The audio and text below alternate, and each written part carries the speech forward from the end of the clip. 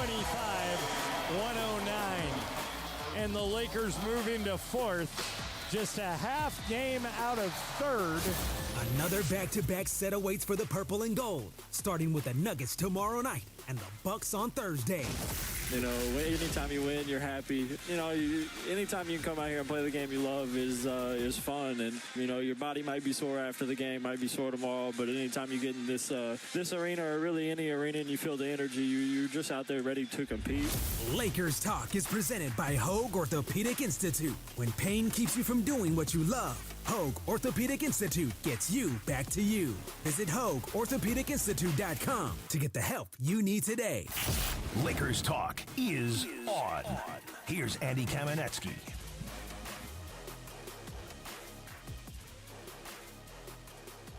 What is up, Laker fans? Andy Kamenetsky. This is Lakers Talk 710 ESPN. Thank you to everybody listening tonight. Thank you to everybody who is just loving these Lakers these days. We're going to get all into what has been going well for the Lakers, why they seem to be situating themselves, I think, to become at least players in the upcoming postseason. 15 games left for the Lakers. Crazy.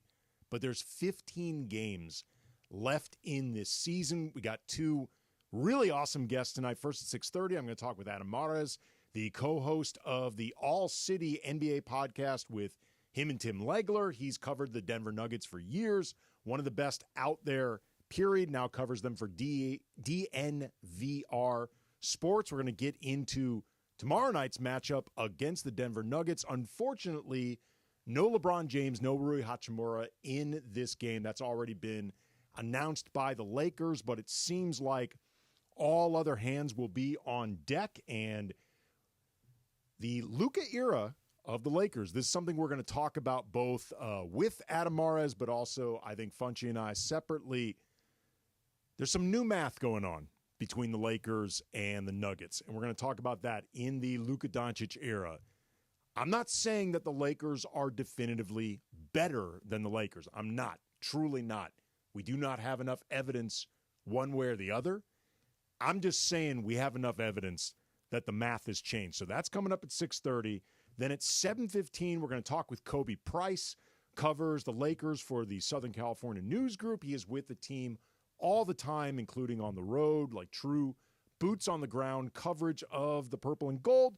So again, get his perspective on the team with 15 games, just 15 games left in this season that has had so many crazy twists and turns. It has been one of the most just unpredictable Lakers seasons. This is going into, I want to say, my 20th covering the Lakers for some outlet or multiple outlets, whatever. This is one of the most unpredictable in my time covering this team. So that's coming up at 7:15. Kobe Price, Adam Mares at 6:30. The Lakers currently in a virtual tie with the Memphis Grizzlies for the 4 seed, just a game behind the Rockets and the Thunder, who are tied for the 2 seed. And there's just so much good right now to feel with the Lakers these days. You feel the excitement rising, and this is something great too, you feel the expectations rising. It's not just the excitement. It's not just the good vibes. It's the actual expectations. Like JJ talked about the 4th game in the 4-game roadie, the one in Denver where the Lakers were extremely shorthanded. And on paper, there's absolutely nothing to be upset about with that loss at all. The Lakers' second end of a back-to-back, arguably the hardest city in the entire league for the second end of a back-to-back, Denver. Like that altitude. You're down LeBron James, Luka Doncic, Rui Hachimura, Dorian Finney-Smith, Gabe Vincent, Jackson Hayes. Even Trey Jemison was not available for this game.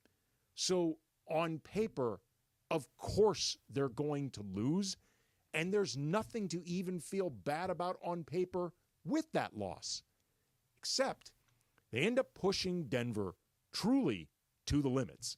Like Denver, I think, began that game taking the Lakers lightly, kind of effing around and finding out. Then all of a sudden it's like, oh, we're finding out.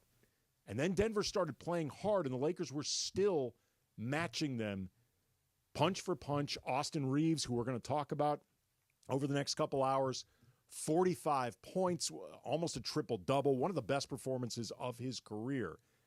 They pushed Denver to the limits, but then JJ afterwards talks about the disappointment in the locker room. He might have even used the word despondent. And the reason they felt that way, I don't think it's because they lost any level of confidence in themselves or they felt any worse about themselves as a team. It's because they saw that game as a lost opportunity.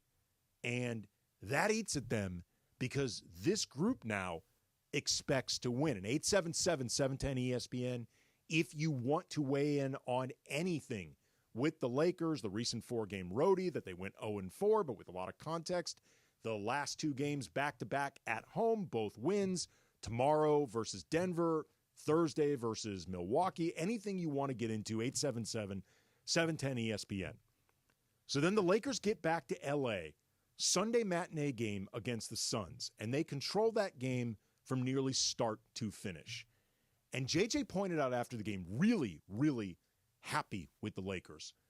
But one of the things that made him happy is he noted that the Lakers were the less rested team. They'd just come off this really tough largely East Coast swing of a road trip. So they're less rested. On top of this Sunday game, the first of the home back-to-backs, that's a matinee game. So their body clock is not adjusted to the time of the game locally on top of still getting back from East Coast time. And they're against a Suns team that arguably has more at stake than the Lakers. Like, the Lakers are at least solidly in the playoffs right now. The Suns are trying to get into the play-in, trying to maintain play-in status, trying to avoid one of the most expensive disasters in modern NBA history. And the Lakers were still the team playing harder with higher energy, more attention to detail, more desire. And then last night against San Antonio, an eventual 125-109 win that the Lakers really controlled and were clearly, San Antonio's down Wemby, they're down De'Aaron Fox, but the Lakers were controlling this game from start to finish, so much to the point where they're up 28 at one point towards the end of the third quarter. And then the Lakers started, in my opinion, putting up too many threes. They were getting three happy. And it's not even that these were bad shots. I think a lot of them were good shots. My problem was it felt like that's the only shot the Lakers were looking for. They were only looking for three-point shots. And this bothered me because it's not smart. You don't need to be looking for threes when you're up 28. I mean, this was a place where arguably it was more important to be bleeding clock than even twos versus threes. But there's no reason to be just looking for threes. Lakers went a bit cold at that point. San Antonio started running out their misses. They went on a 9-0 run to close the third quarter, and then I believe went on a 5 or 6-0 run to open the fourth. JJ calls timeout. They start playing smarter, and again, they won this game by 16. And at no point was I ever concerned the Lakers were going to lose. My issue was just the Lakers have reached a place where I expect them to be smarter now. I expect them to play a smarter game. I expect them to execute on both sides of the ball better because that's what they've been doing. That's what they've been showing themselves capable of over the last couple of months. I mean, even before Luka arrived, it's just been kicked up to another level entirely once Luka's been here now, and this team has just reached a place where they truly believe in themselves. I'm going to sneak in one quick call before we go to break. Wendell in Inglewood, you're on Lakers Talk. What's up, Wendell? Hey, how's it going? Good, man. Yeah, I liked it. I was just recalling the last time we were up in Denver, we had played real good, but the effort was there. And with the second team, these guys off the bench, they showed effort. Mm-hmm. But if it wasn't for that 8-0 run that Denver went on, we possibly would have won that game. We were up 3-0. Dude, they played. So the effort has been there. They played. I appreciate the call there, Wendell. they played so hard against Denver. I mean, like, I think they opened the second quarter, Funchy. Like, you want to talk about JJ's hands being tied in this game and trying to make whatever work. I think they opened the second quarter with a lineup of Bronny, Cam Reddish, I think Koloko, and like this was a lineup of guys that never play together. Like these were Cam Reddish's first minutes. Like the Robert Sacre years, huh? Yeah, these were Cam Reddish's first minutes since January 28th. And look, those minutes didn't go well.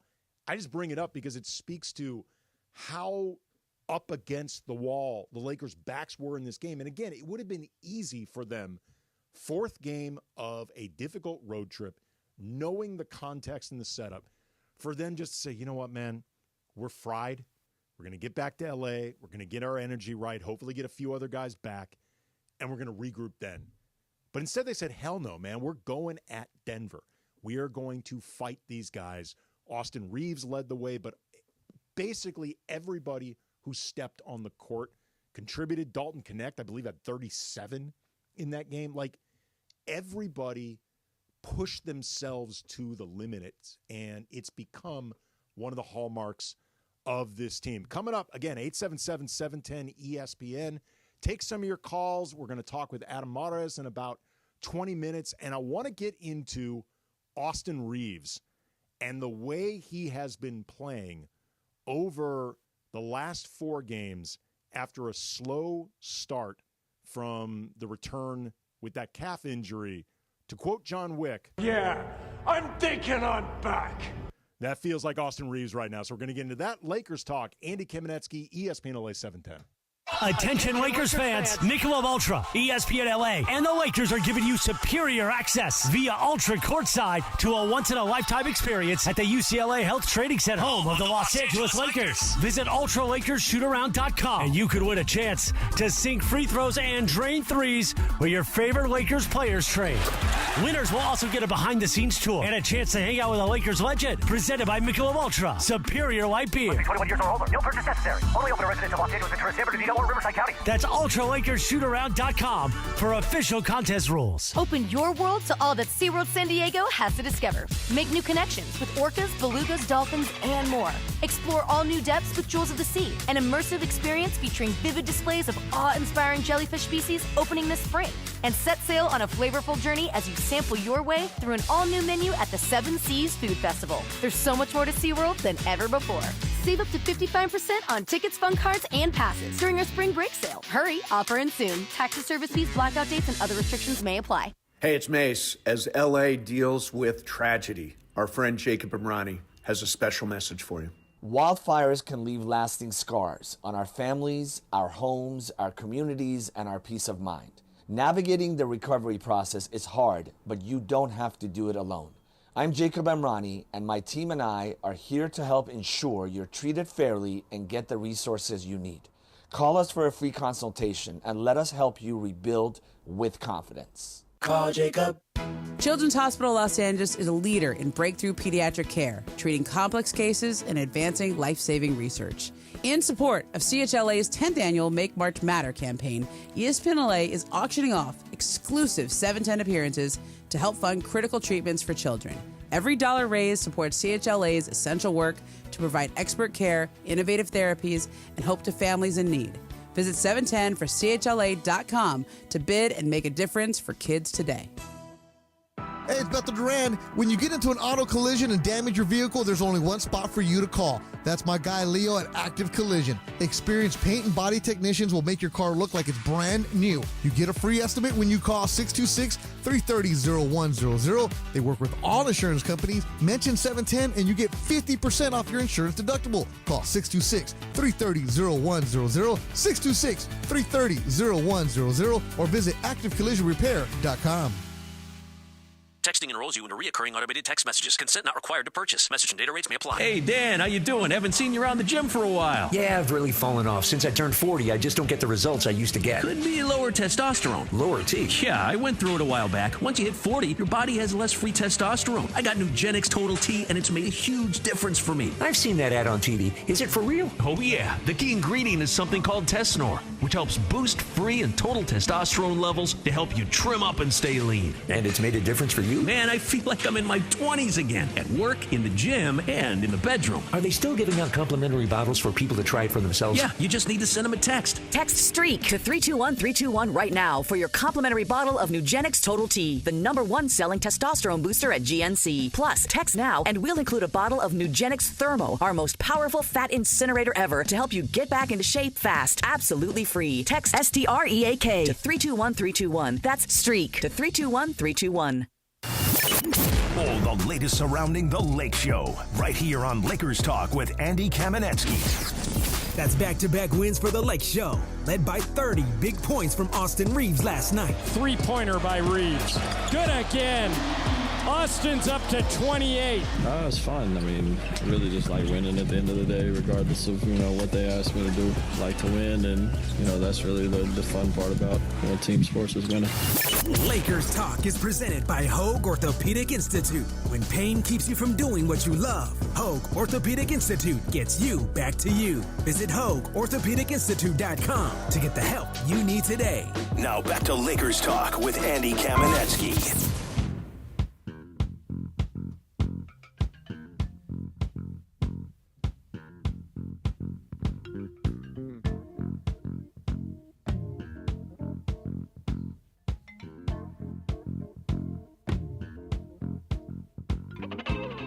You can't give me Funchy an intro with such a big build that I got to hear it all. I got to hear it all. It's so good. You know the song? I do not know the name of it. I know the song. I absolutely know the song. This is called Rise by Rise. Herb Albert. Yep, Herb Albert. Biggie sampled this too. Oh, yeah. Biggie, can't you see? Lakers Talk, Andy Kamenetsky, ESPN LA 710. But that's what I was saying. Now it opens up, but the build It's a is 7-minute so, song. I know, the build's so big. I'm going to talk with Adam Mares in about 13 or so minutes and get into Lakers Nuggets. He covers the Denver Nuggets as well as anybody out there, knows the team inside out. So looking forward to that conversation. Going to take some of your calls again, 877-710-ESPN. If you're holding, please hang in there. I will get to you. I also want to give a big shout out right now to Brett Baird.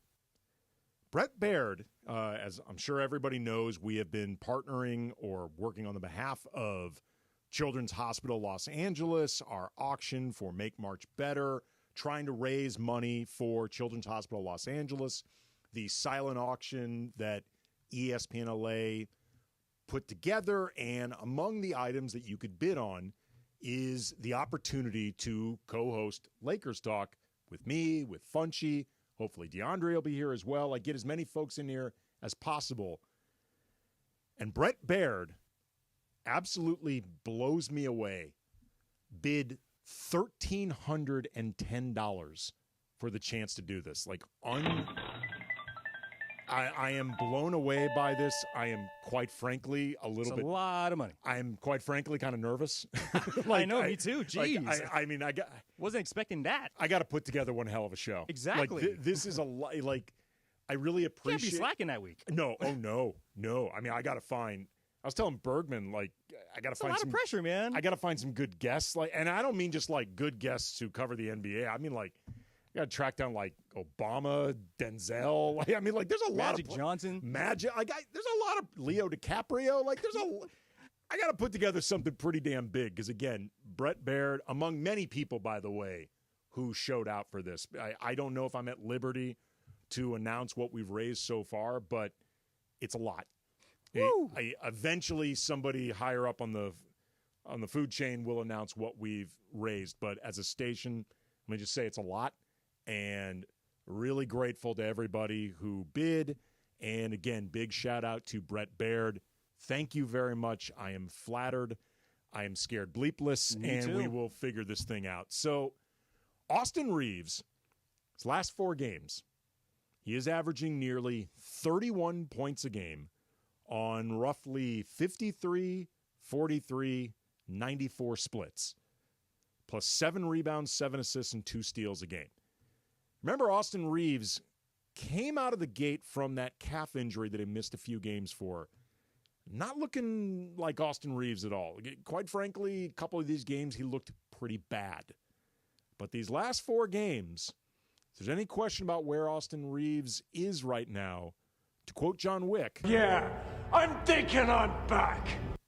Austin Reeves looks back. And Austin Reeves' play has actually inspired Stephen A. Smith to offer a rather bold declaration about Austin Reeves and his status across the league. Austin Reeves, you can make a legitimate argument right now that Austin Reeves is the best third option in the entire NBA, the way that he's balling. Sure. He looks great. I mean, this brother can play.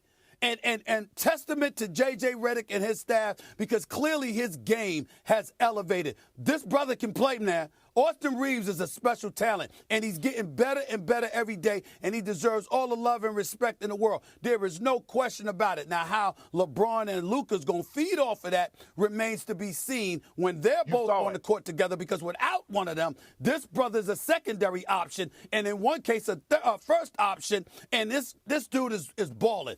Fair enough. But I'm looking at last night, and I'm saying to myself, okay, it was the Spurs. I mean, it's not like they were going up against OKC.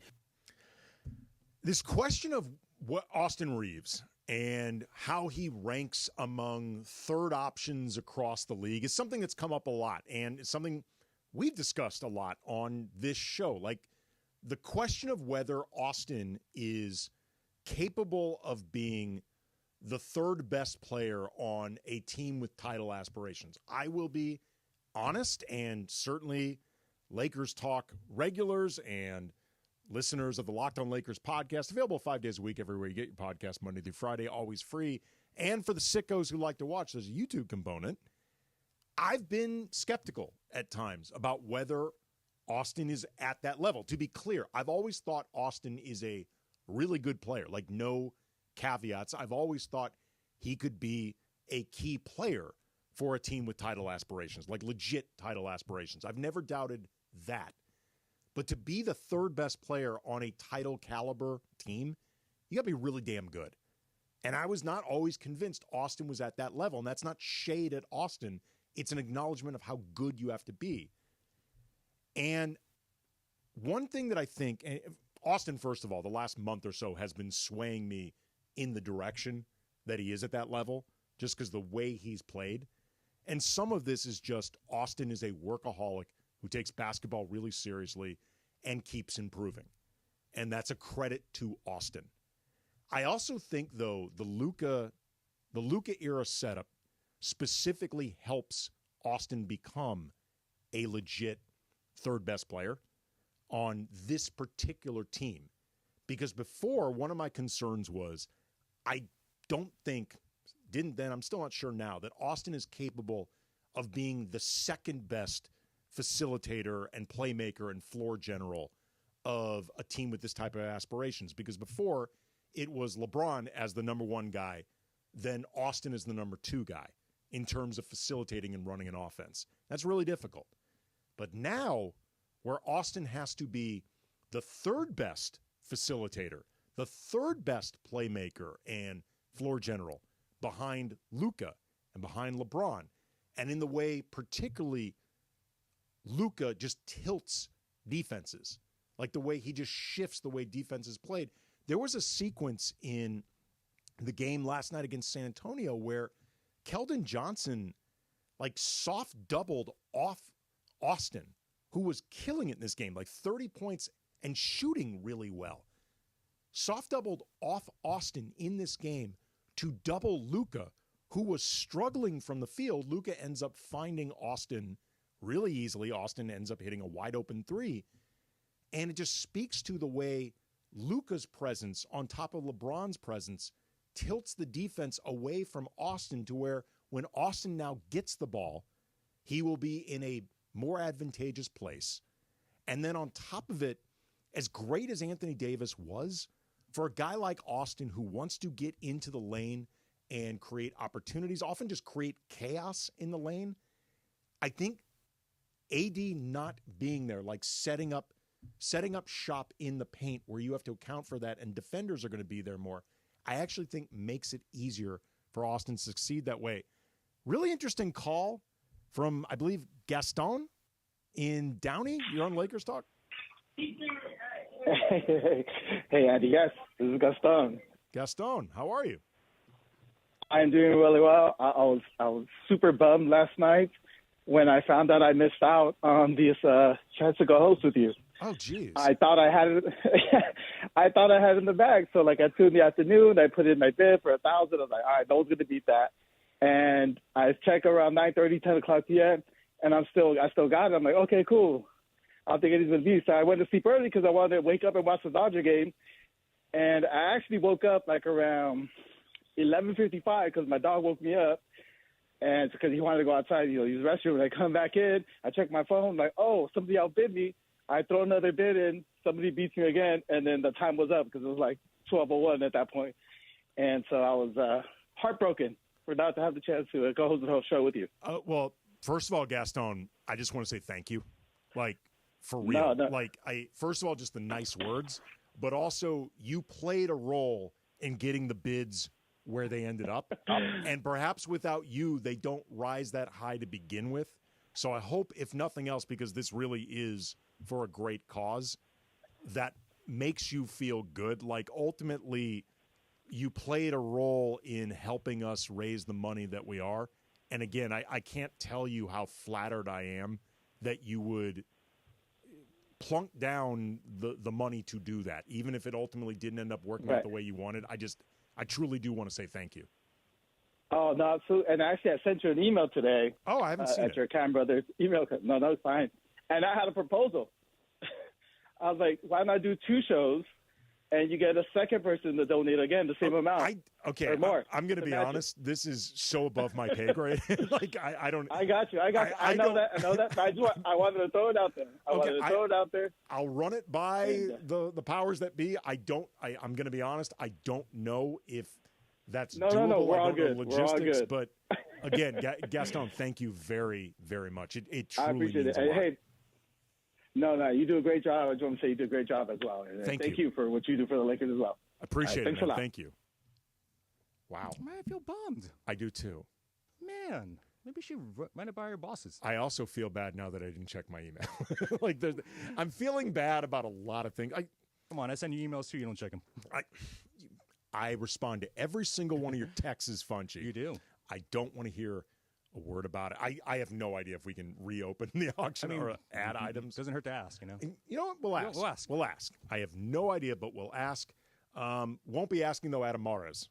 This is truly outside of his pay grade, but he does know the Denver Nuggets extremely well, and we're going to get into tomorrow's game against the Nuggets. That's 7 o'clock at the Crib. Pregame coverage begins at 5:30. Andy Kamenetsky, Lakers Talk, ESPN LA.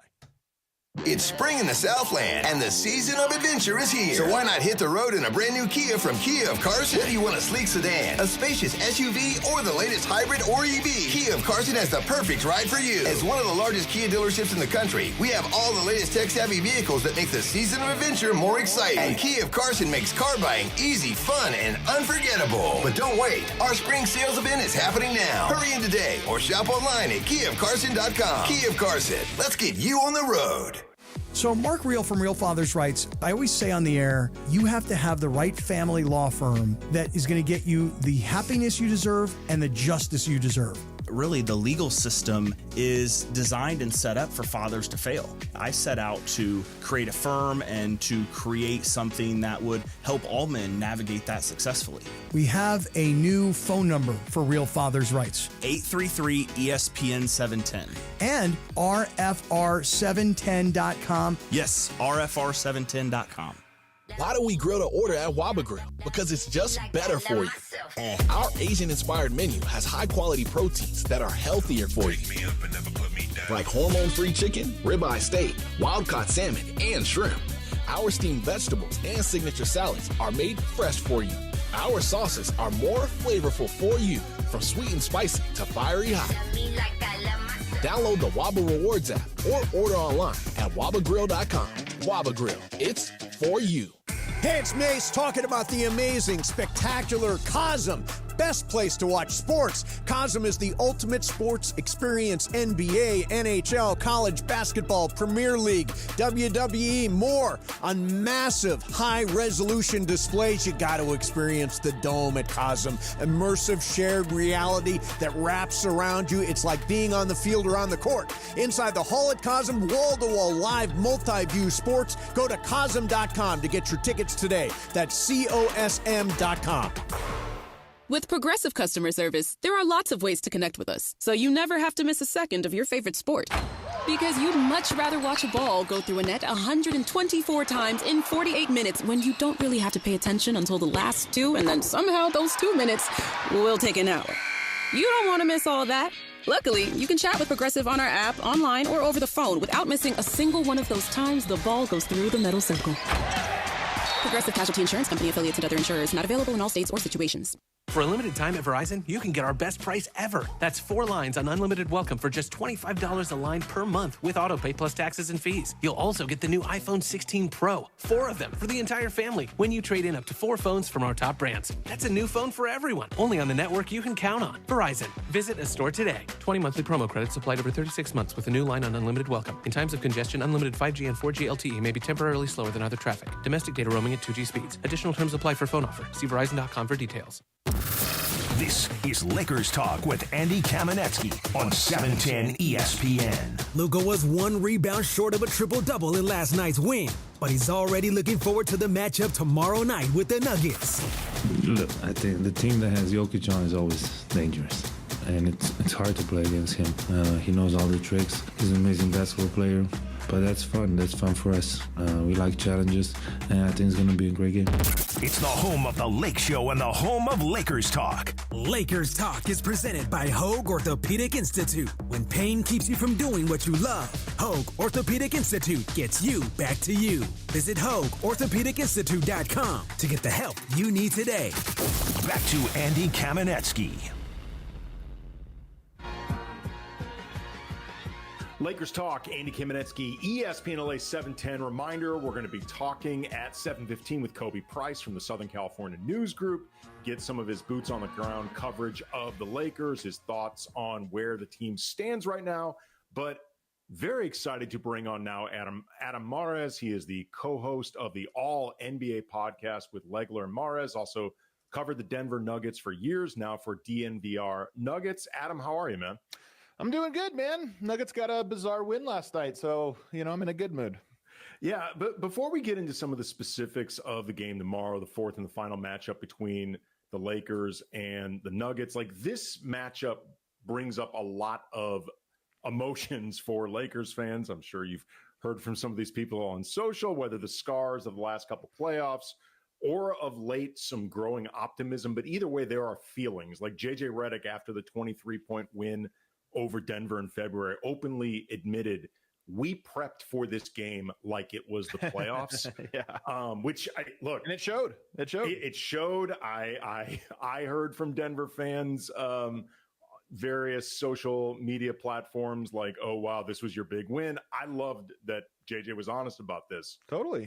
From the Denver perspective, though, what's the vibe when it comes to Lakers Nuggets right now? Like, how much importance do you think this matchup is being given?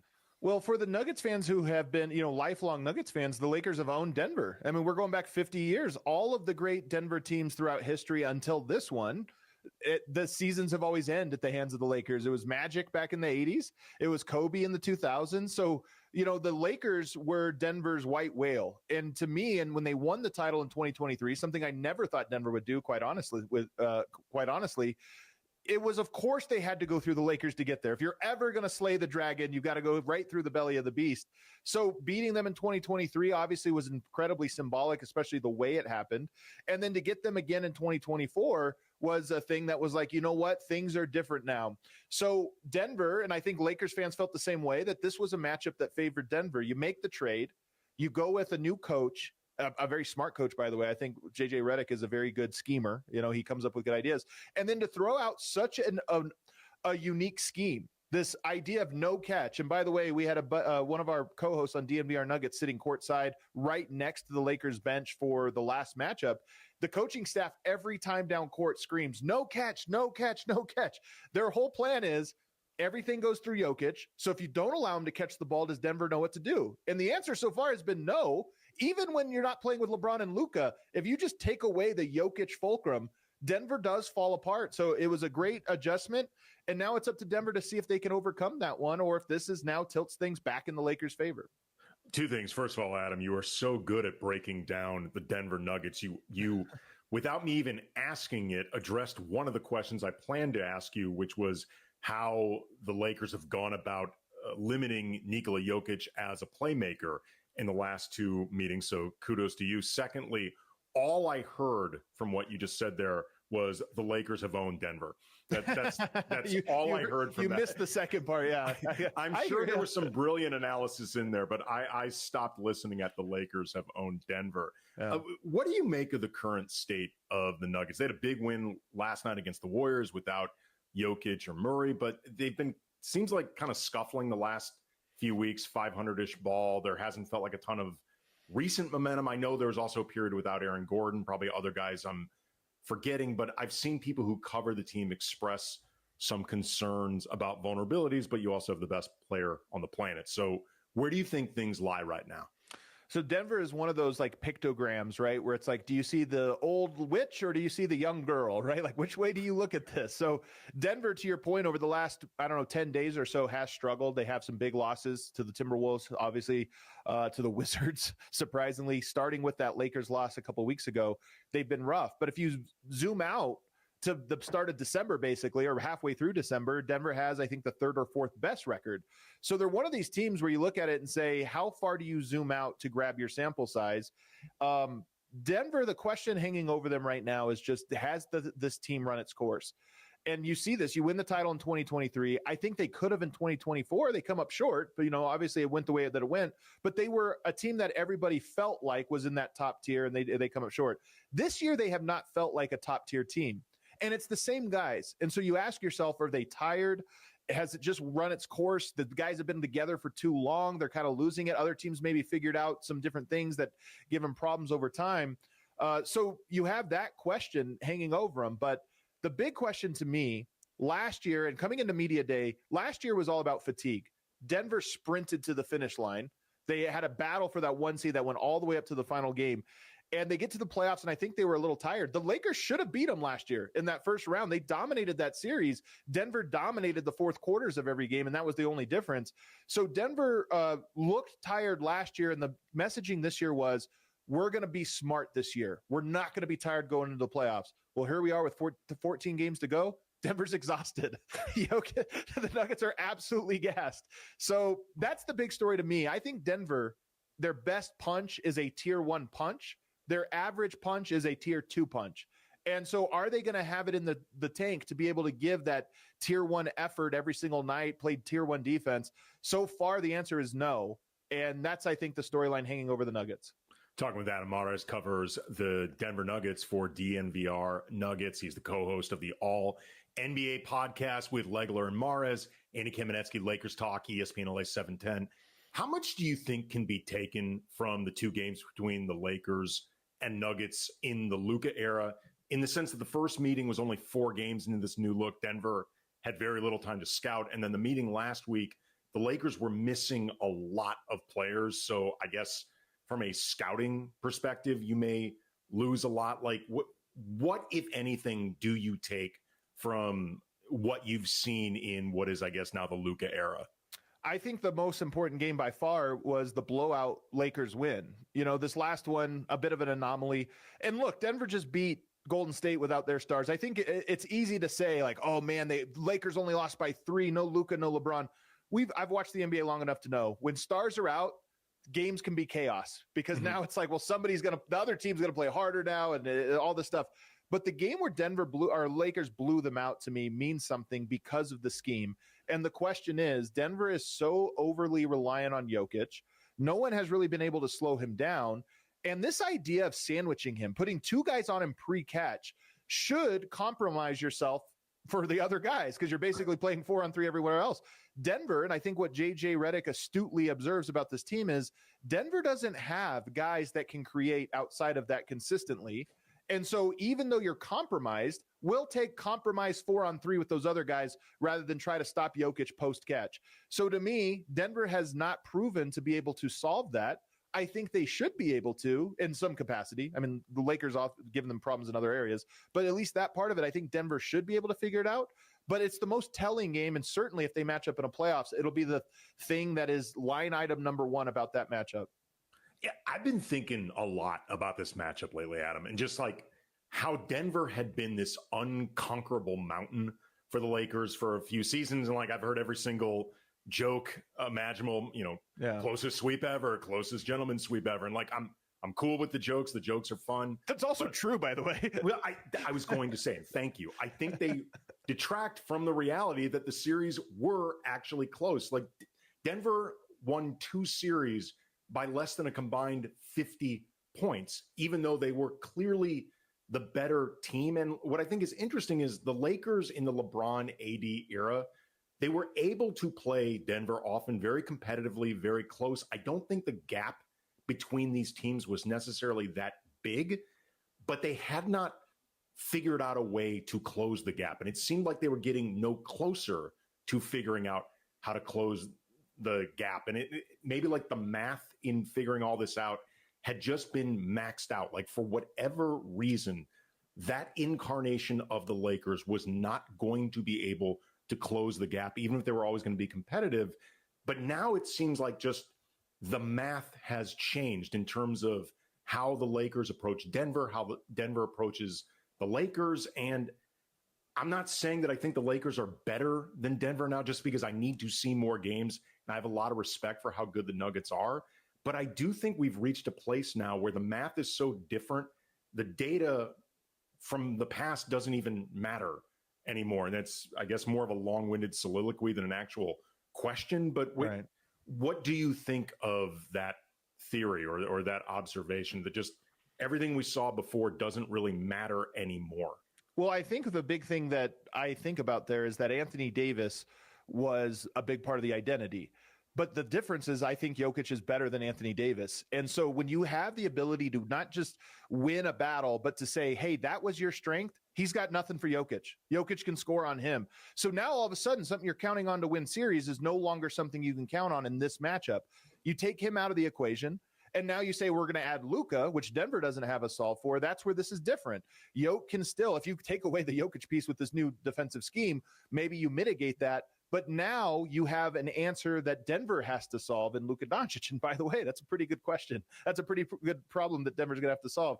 So I think that's the big part of it is I do agree that I think Denver, while those series were close, I think Denver won those ones for a reason, and they won them in the clutch for a reason, because when it comes to clutch time, you have a guy that you feel confident is going to get buckets. And by the way, Denver wins this game by 3 points, I think, on Friday against the bench unit of the Lakers. And one of the things Jamal Murray said after the game, and I think it's very fair, is like, yes, we didn't play well. Yes, we almost lost this game, but we're good at closing games. And I think it's true. If you look at Denver's losses this year, 20 points, 30 points. When you get a close game in the fourth quarter, Denver's as good as anyone at bringing it home because they know what their fourth quarter offense is. They know what their fourth quarter defense is, and they're good in those moments. So now I agree with you. This is a different equation. It might have the same result. It might have a different one. But I will say the one thing that Denver in the previous years is they win a lot of close games. And I watched them enough to say I don't think it's a coincidence that Denver finds a way to start the fourth quarter down 5, but to close it out on a run and to win it. That's just who they are, and that's what their strength is. It damn sure is not a coincidence of the Lakers because they do it too many times against the Lakers for it to be a coincidence. Laker fans, I say this not to piss off our audience or to glaze, Nuggets fans, but Jamal Murray is a nightmare in every single Laker fan's dream. Talking with Adam Mares, covers the Denver Nuggets for DNVR Nuggets, also the co-host of the All-NBA podcast with Legler and Mares. I also think, too, having a different cover for Michael Porter Jr. than Rui in the series now moving forward, between DFS and Vando, like for all the focus on Jokic in this series, and I get it because he's Nikola Jokic, I think AD played him as well as anybody in the league can. And if nothing else, came pretty damn close to matching his production on a regular basis, even if Jokic was better because Jokic is a better player than AD. Michael Porter Jr. was the guy, I think, torching the Lakers, like just absolutely killing them. And I feel like if they now have the ability to keep him from doing that, that becomes as much of a series changer than anything involving the way they defend Jokic. I think that's a very, very good point. And if you look at the team that has guarded Denver best over the last couple of years, it's the Minnesota Timberwolves. By the way, a coaching staff full of ex-Nuggets assistants, Chris Finch, Mike Honori, as well as Tim Conley, the front office guy there. They know that in the playoffs in particular, in a regular season, you're going to win a lot of games because Jokic is great. Teams shut you down. Well, now you have Jamal Murray. He can be great, not every time, but whatever. In a playoff series, it often comes down to, by the time you get to game 3 or 4, now we're going to our third and fourth options because teams have adjusted. And what's the release valve?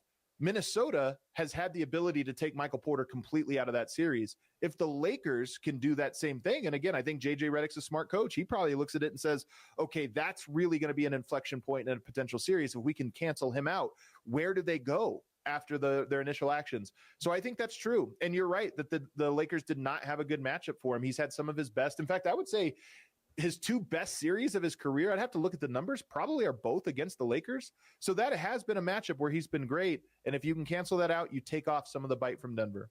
Well, this might be the homerdom in me or recency bias, but I find it impossible to believe that Michael Porter Jr. has ever had a better series than he's had against the Lakers because he's absolutely killed them. I am assuming that Jokic and Murray are going to play in this game tomorrow.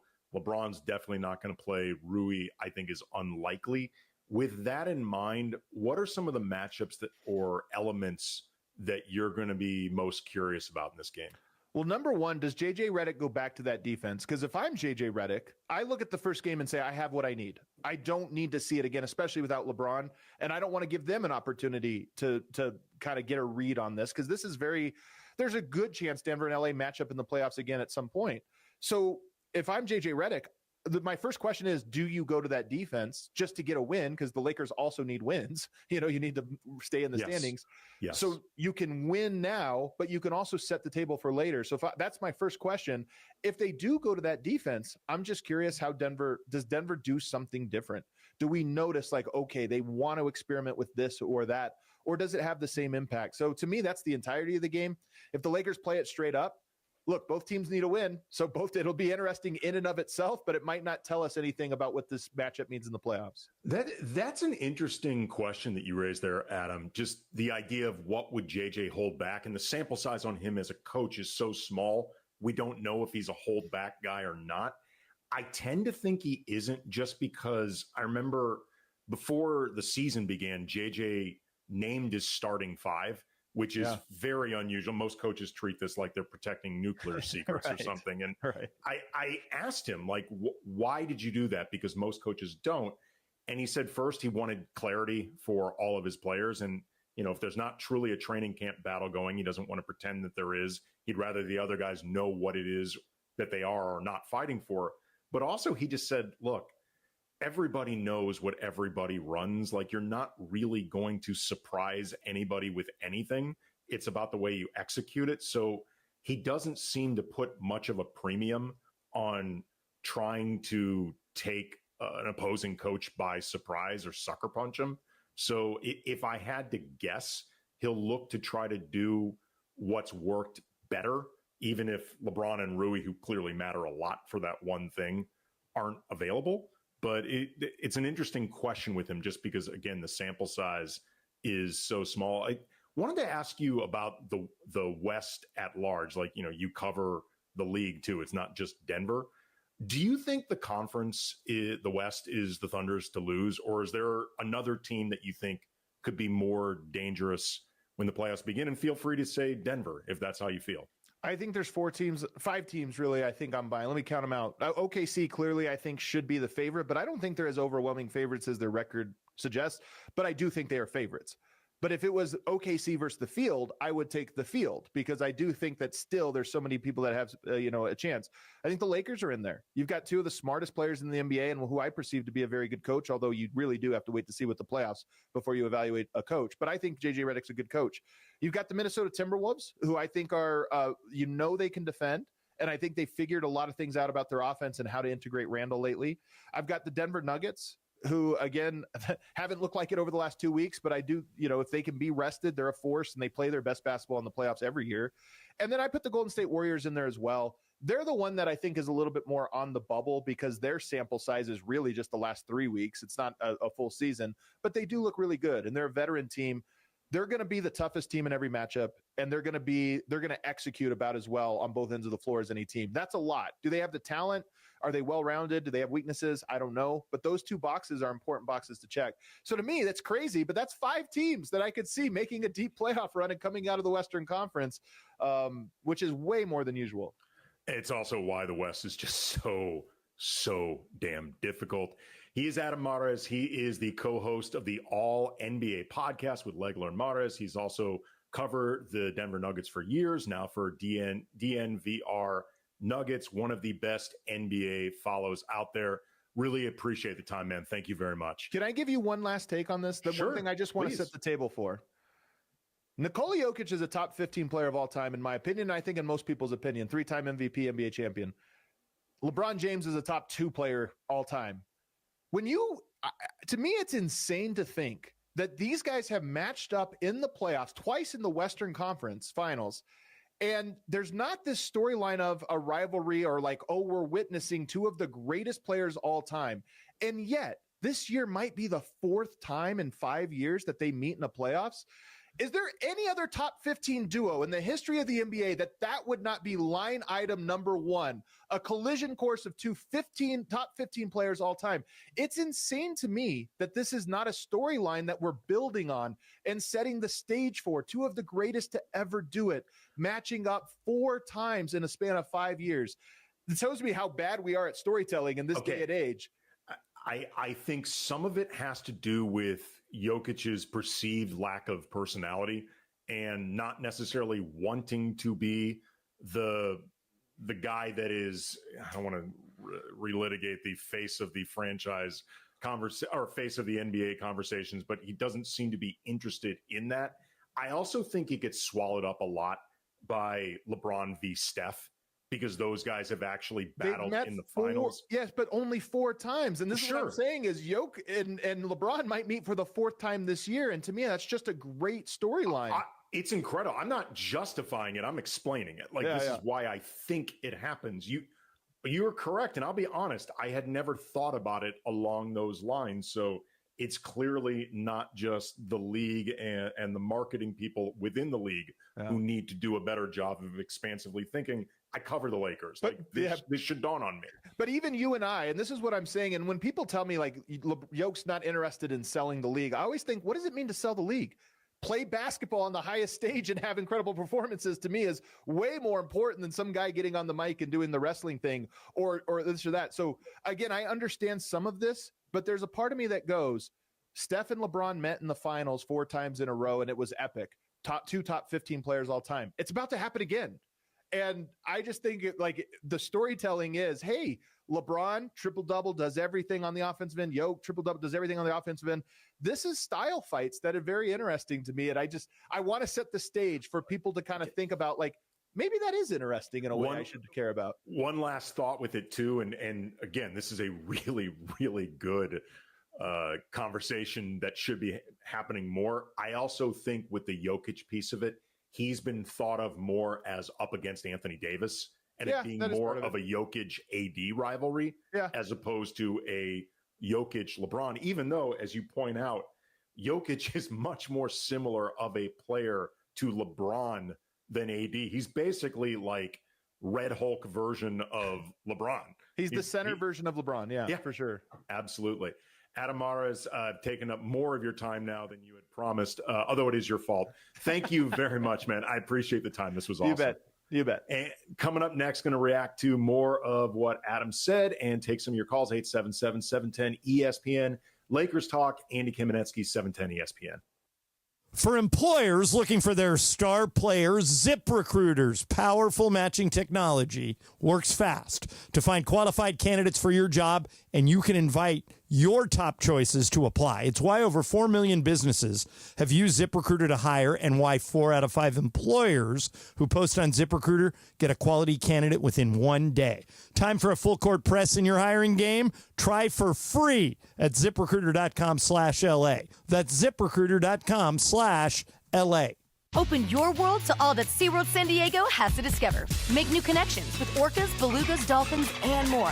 Explore all new depths with Jewels of the Sea, an immersive experience featuring vivid displays of awe-inspiring jellyfish species opening this spring. And set sail on a flavorful journey as you sample your way through an all-new menu at the Seven Seas Food Festival. There's so much more to SeaWorld than ever before. Save up to 55% on tickets, fun cards, and passes during our spring break sale. Hurry, offer ends soon. Taxes, service fees, blackout dates, and other restrictions may apply.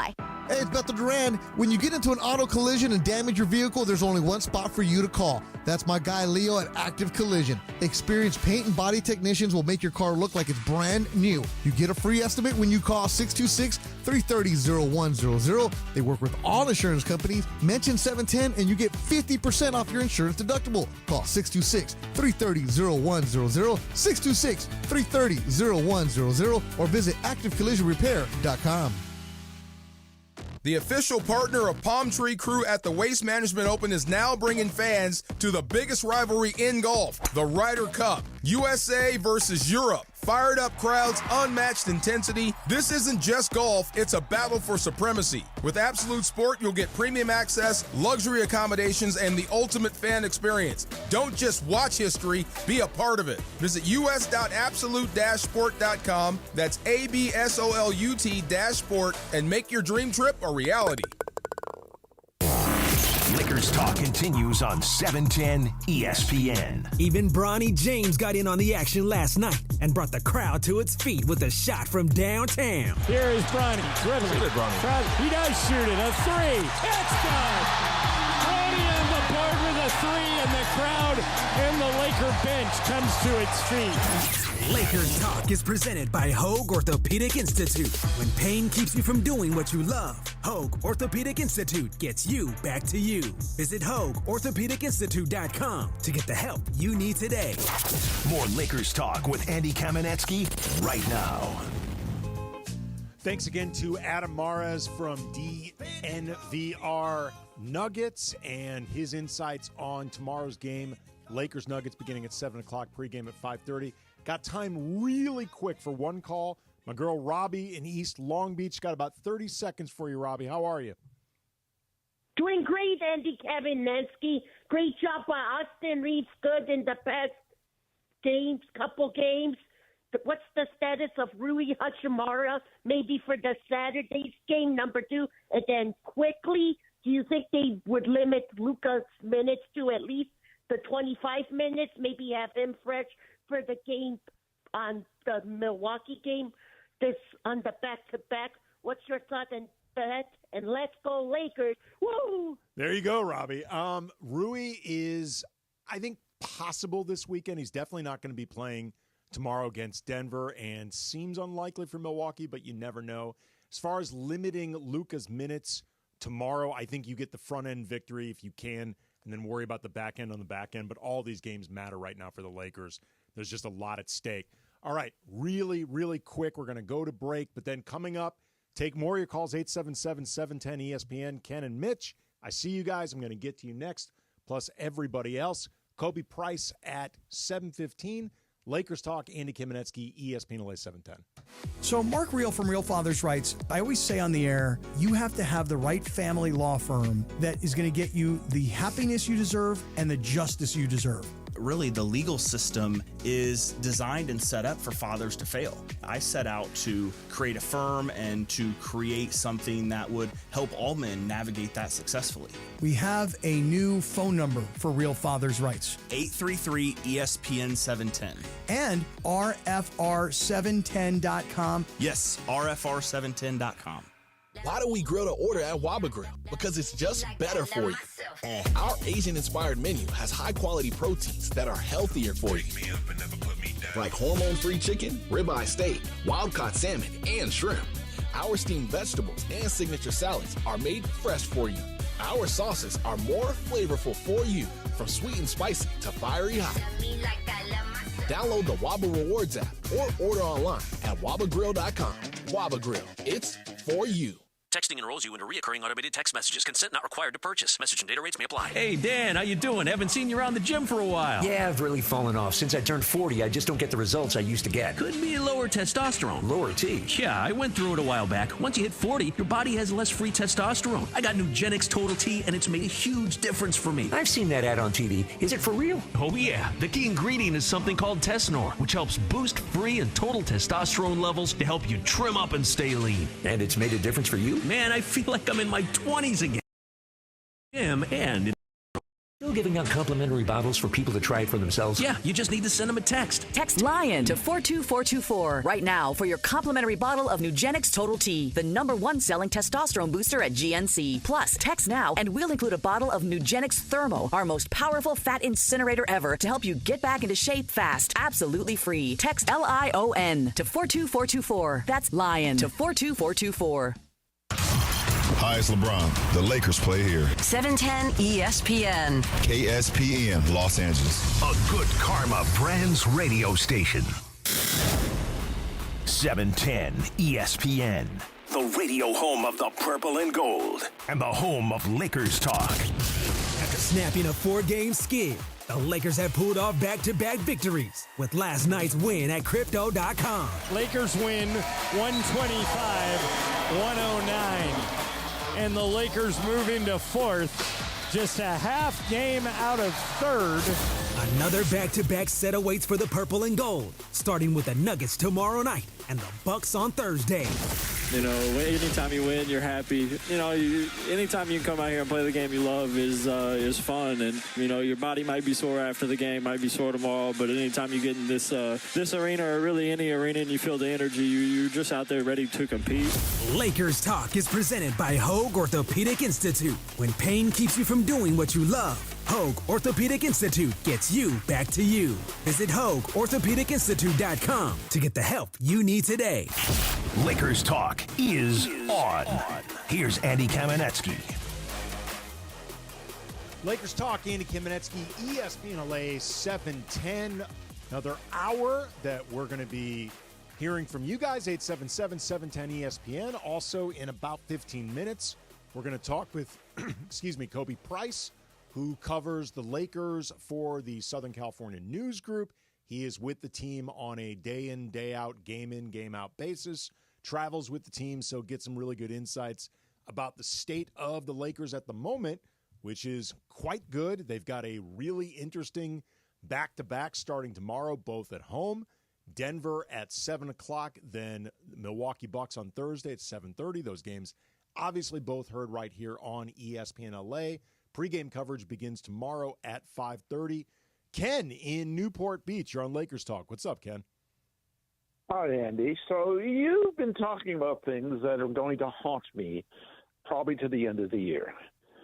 Here's the G League Laker team with their 2 stars not playing, and they had an opportunity to win that game. Who did they leave wide open? The guy that's beat them 4 times in the past, Jamal Murray. And why was Connect, and I love the guy. I think he's going to be a star offensively, but he's not a good defender. The guy that was guarding him. I mean, Jamal Murray was wide open, and I'm saying, no, he's the last guy you want open at the end of the game when the score is tied. Ken, I appreciate the call. J.J. Redick actually talked about that after the game, and he put the blame on himself. And he said that, both both Dalton being out there and the guy that was guarding Connect, and I think it ended up a cross match, and then from there he got screened off really well, and Dalton getting screened off allowed Murray to get that wide open look. He also talked about Christian Koloko being out there for the and one that Nikola Jokic got.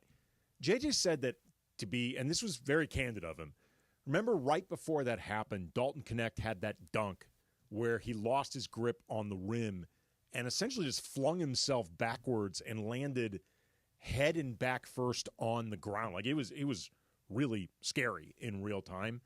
And JJ was out there checking on Dalton, and he said, like, to be totally honest, I kind of lost track of time because I got sidetracked checking in on Dalton, and I did not get the personnel out there that I really would have preferred. Like, he talked about Christian Koloko specifically, and Christian actually had a pretty good defensive game there. I think if I had to guess, he was talking more just overall inexperience and knowing that he could end up getting pulled up for some type of pick and roll coverage, that kind of thing.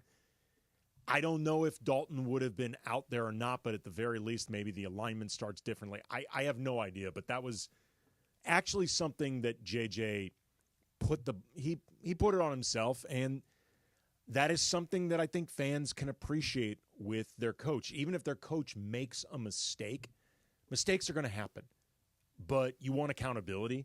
And that's something I think JJ's been pretty consistent with this year. Like the idea of, I need to do better with blank. I need to put my players in a better setup and situation. So that's ultimately the answer to the question. Again, 877-710 ESPN if you want to weigh in. Mitch in New Jersey. You're on Lakers Talk. What's up, Mitch?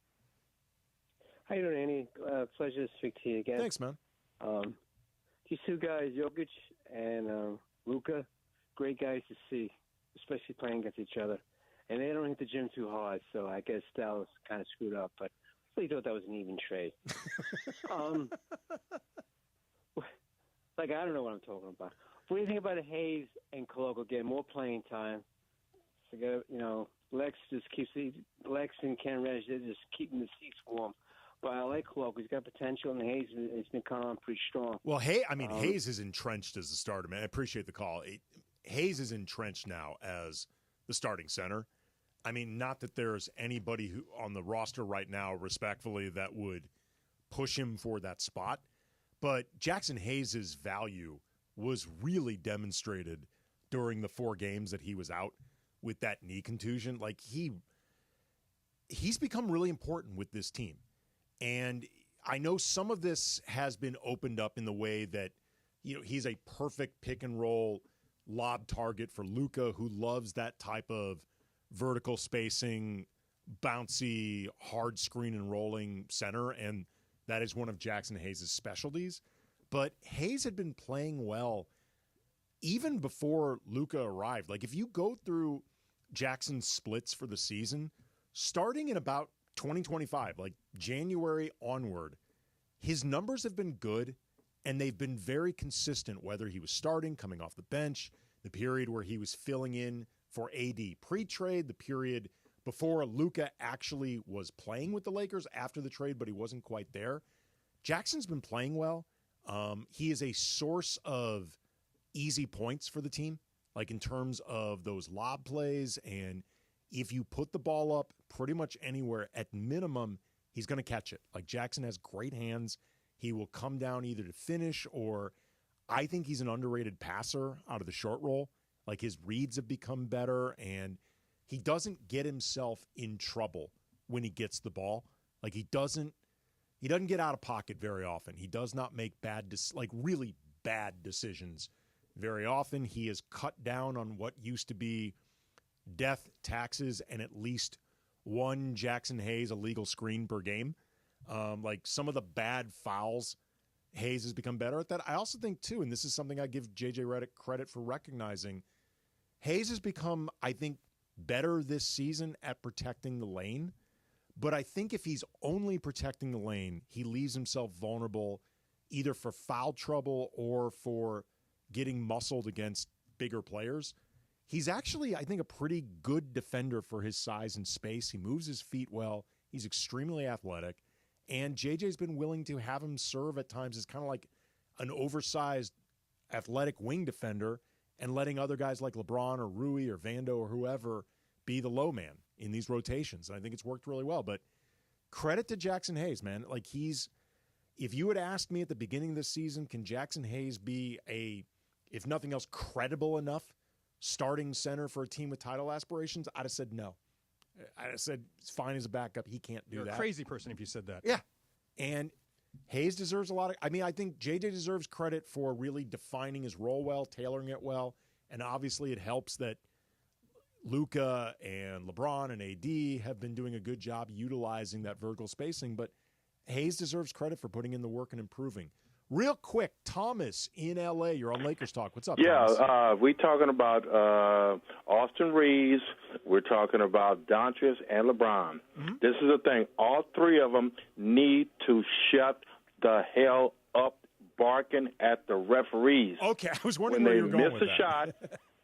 When they miss a shot, then they look into the refs because they're embarrassed because they were trying to play hero ball and somebody barely touched them. They need to shut the hell up and stop bitching to the refs. Play ball. Stop your little whining and complaining to the refs. And that's my problem with AR-15, with all three of them, Doncic. They keep bitching to the refs when they miss a shot. No, shut the hell up and play ball. All right, Thomas, appreciate the call. Here's where I think Thomas is correct, and I've seen this when I was covering the Kobe Pau teams. I was on a day-to-day basis with those teams, and you see a lot when you're at the games as opposed to watching on TV. Kobe barked at the refs all game, and the reason it matters – beyond Kobe's own mood, how it affects him on the court, all of that, your team often takes your cues from your leader in all different ways, including that. And when Kobe would do that, you would start seeing the trickle-down effect with Powell, with Lamar, with Andrew Bynum, with everyone. And I think this team can be susceptible as well. And I believe it was the game against Brooklyn where they got caught up against with the refs. And what NBA player doesn't complain? Tim Duncan. You know you're right. And then he got tossed by Joey Crawford. That's right, for just looking at him. For just looking laughing. At him. Yeah, I mean, look, they all complain. I mean, I'm telling you now, like, they all complain a lot. It's more how you complain than actually complaining. This is something Robert Horry and James Worthy talked about recently with Luka. It's not just that he complains, it's how he complains, and it often seems like he is berating the referees. I think especially now with Luka being on a team like the Lakers that is so high profile that there's already a narrative that there's a league-mandated order to the refs that they live at the line. Not true, but it's narrative. These refs are going to be even more conscious of, bro, you are not going to embarrass me and bully me in front of an international audience. It ain't going to happen. So, again, how you talk about it. Speaking of talking about it, we're going to talk some Lakers with Kobe Price. Covers the team for the SoCal News Group. That's coming up next. Lakers Talk, Andy Kamenetsky, ESPN LA. Attention Lakers fans, Michelob Ultra, ESPN LA, and the Lakers are giving you superior access via Ultra courtside to a once-in-a-lifetime experience at the UCLA Health Training Center, home of the Los Angeles Lakers. Visit UltraLakersShootAround.com, and you could win a chance to sink free throws and drain threes where your favorite Lakers players train. Winners will also get a behind-the-scenes tour and a chance to hang out with a Lakers legend. Presented by Michelob Ultra, superior light beer. 21 years or older. No purchase necessary. Only open to residents of Los Angeles, Ventura, San Bernardino, or Riverside County. That's UltraLakersShootAround.com for official contest rules. Open your world to all that SeaWorld San Diego has to discover. Make new connections with orcas, belugas, dolphins, and more. Explore all new depths with Jewels of the Sea, an immersive experience featuring vivid displays of awe-inspiring jellyfish species opening this spring. And set sail on a flavorful journey as you sample your way through an all-new menu at the Seven Seas Food Festival. There's so much more to SeaWorld than ever before. Save up to 55% on tickets, fun cards, and passes during our spring break sale. Hurry, offer ends soon. Taxes, service fees, blackout dates, and other restrictions may apply. Children's Hospital Los Angeles is a leader in breakthrough pediatric care, treating complex cases and advancing life-saving research. In support of CHLA's 10th annual Make March Matter campaign, ESPN LA is auctioning off exclusive 710 appearances to help fund critical treatments for children. Every dollar raised supports CHLA's essential work to provide expert care, innovative therapies, and hope to families in need. Visit 710forchla.com to bid and make a difference for kids today. Why do we grill to order at Waba Grill? Because it's just better for you. And our Asian-inspired menu has high-quality proteins that are healthier for you. Right now, get our Value Bowl combo for only $8.99. Waba Grill, it's for you. Hey, it's Bethel Duran. When you get into an auto collision and damage your vehicle, there's only one spot for you to call. That's my guy Leo at Active Collision. Experienced paint and body technicians will make your car look like it's brand new. You get a free estimate when you call 626-330-0100. They work with all insurance companies. Mention 710 and you get 50% off your insurance deductible. Call 626-330-0100, 626-330-0100, or visit activecollisionrepair.com. Michelle Smallman here. Do you want to be at the draft in Green Bay, Wisconsin? Travel Wisconsin is sending 10 lucky fans and a guest to the draft. Experience the thrill of the draft firsthand and make memories that will last a lifetime. Don't wait. Enter Travel Wisconsin's Dream Draft Sweepstakes. Visit travelwisconsin.com/draft to learn how you can win a trip to experience the biggest moment of the offseason. Epic moments that become lifelong memories are waiting to be discovered across Wisconsin. Terms and conditions apply. Welcome to TGL presented by SoFi, golf's newest league. It's sharp and it's electric. How is it sharp? How is it electric? Good questions. Try this on for size. 2 hours of hammer dropping, overtime, forcing, playoffs on the line, golf. With 24 of the best players from the PGA Tour. Split into 6 teams. Atlanta, Boston, Jupiter, LA, New York, and the Bay. This isn't your average Sunday pickup game. Tune in every week for TGL matches, only on ESPN. Keep up. It's golf. All the latest surrounding the Lake Show, right here on Lakers Talk with Andy Kamenetsky. That's back-to-back wins for the Lake Show, led by 30 big points from Austin Reeves last night. Three-pointer by Reeves. Good again. Austin's up to 28. It was fun. I mean, really just like winning at the end of the day, regardless of, what they asked me to do. Like to win, and, that's really the fun part about, team sports is winning. Lakers Talk is presented by Hoag Orthopedic Institute. When pain keeps you from doing what you love, Hoag Orthopedic Institute gets you back to you. Visit HoagOrthopedicInstitute.com to get the help you need today. Now back to Lakers Talk with Andy Kamenetsky. Lakers Talk, Andy Kamenetsky, ESPN LA 710. Very excited to be joined by Kobe Price. He covers the Lakers for the Southern California News Group. He is with the team on a day-in, day-out basis. You can follow him on Twitter at KHOBI_Price. Kobe, how are you, man? What's up, Andy? I'm well. How are you doing? Doing okay. I wanted to start out with a kind of micro and then macro version of similar questions. The Lakers got off the schneid after an 0-4 road trip with back-to-back double-digit wins, first against Phoenix, then last night against San Antonio. What jumped out at you most from those wins? From those ones specifically, just first, the effort. Like, it didn't seem like, I know I can speak for myself personally. After that trip, there was definitely an energy dip after back-to-back games, going from Milwaukee, then going to Denver, then flying back to Southern California, and then you do another back-to-back right after that. Like I could feel it in my own body, so to speak, just like the energy level dip.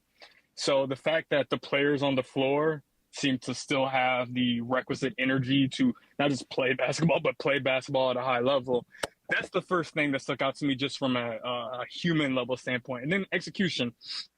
I think I asked JJ, Luka, Austin about this. They've talked about incorporating, more off-ball actions so you can kind of get an offensive flow going, and saw that in the Suns game, but especially saw that against the Spurs, the way that they're able to get Luka and get Austin the ball coming off of pin downs, coming off of screens, and flow into their actions from there. Those were the things that stuck out to me, and just how the offense has really felt like, even when shots shot well yesterday. Like, even when shots have been up and down, just the amount of quality looks they're creating. Like, those are the things that stuck out to me just the past couple of days. And now get into more of the macro question. We're about a month into the Luka Doncic is officially on the court era of the Luka Doncic era, because there was a bit of a delayed beginning. What are some of the biggest takeaways you have for the Luka is actually playing for the Lakers piece of this? It's crazy because watching him over the past month, even over the past few games, even though he's been scoring 30 again on a regular basis and the playmaking's been there, it doesn't feel like he's reached like peak Luka Doncic in terms of what we remember him from last season, leading the Mavericks to the finals, or the couple of years ago leading the Mavericks to the conference finals. It doesn't feel like he's reached, I guess you want to say, like peak Luka. And the way that the Lakers are playing is just so drastically different, especially offensively, defensively as well. But I mean, Luka talked about it last night. Just guys are starting to get used to the fact that opponents are going to double team him pretty much, like when he's coming off ball screens, sometimes when he's just ISOing and seeing that trap before you can even set a screen.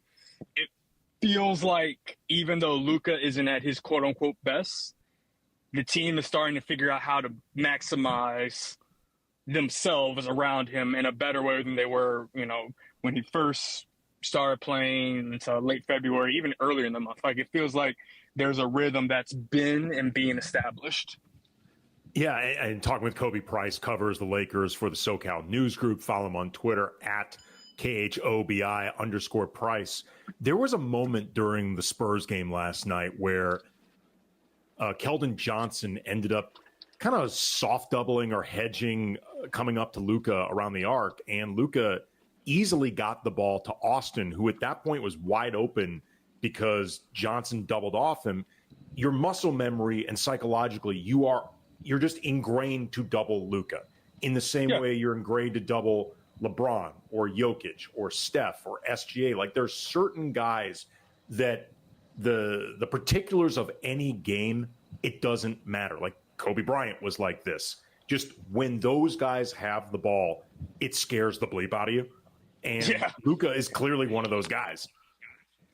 Oh, 100%. I mean, that's what I mean. Like, even though his statistical production numbers have improved, the efficiency hasn't really been that, like, especially inside the arc. He's not converting his 2-pointers as well as he usually does. But even with him being so up and down, like I said, teams are treating him like the first team all NBA player he's been over the last 5 years.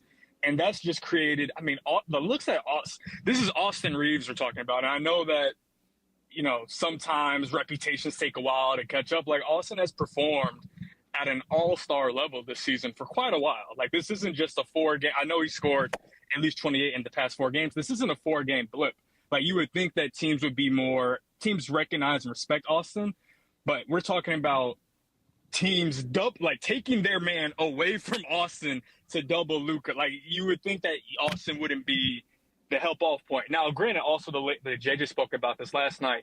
The Lakers have been strategic with making Austin the one pass away. So if you're going to double off somebody, it's going to be him. Or if that double happens, Austin's going to be more than likely to be open. The gravity that Luka has when he has the ball in his hands and when he's initiating actions, when he's initiating offense, there's such an enormous gravity, and all of these eyes, I mean, forget double teams. The Suns triple-teamed him a few times. And he was like 25, 30 feet from the basket. And when you have that just changes the whole geometry, the whole trajectory of your offense. Like, the quality of looks that other guys are going to get, the playmaking opportunities other guys are going to get, the 4-on-3s, the 4-on-2s sometimes, the 3-on-1s. Like, it changes so much for you. Talking with Kobe Price, covers the Lakers for the SoCal News Group. You can follow him on Twitter at KHOBI_Price. I've always thought Austin is a really good player, like full stop, no caveats. But I've had doubts, and I've talked about them openly, whether he could be the third best player on a legit title contender, just because that player has to be so good. And I think a lot of fans and even media sometimes underestimate just how good the third best player on a championship team is. Austin has shifted my belief over the last month or so. Like, he's looked more like that guy. And I think some of this is just due to him improving, and he deserves a lot of credit for that.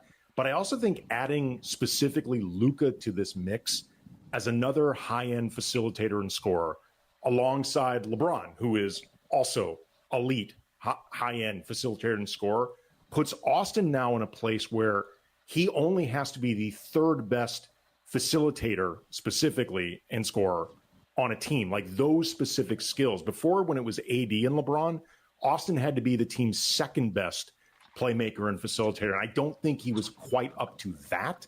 But with it's now Luka and LeBron, Austin just now has to be the third best guy on a team at his best skills, which I think he is more than qualified to do. Like, he's now in a better position to meet those asks. Like, does this make sense to you? Does it hold water to you? It does. It's something I've been thinking about quite a bit, honestly, since the past few days, but a lot since last night, or giving more thought to. I think there are a couple parts to it. And you touched on both. There's the playing next to Luka part, and then there's also the self-improvement part.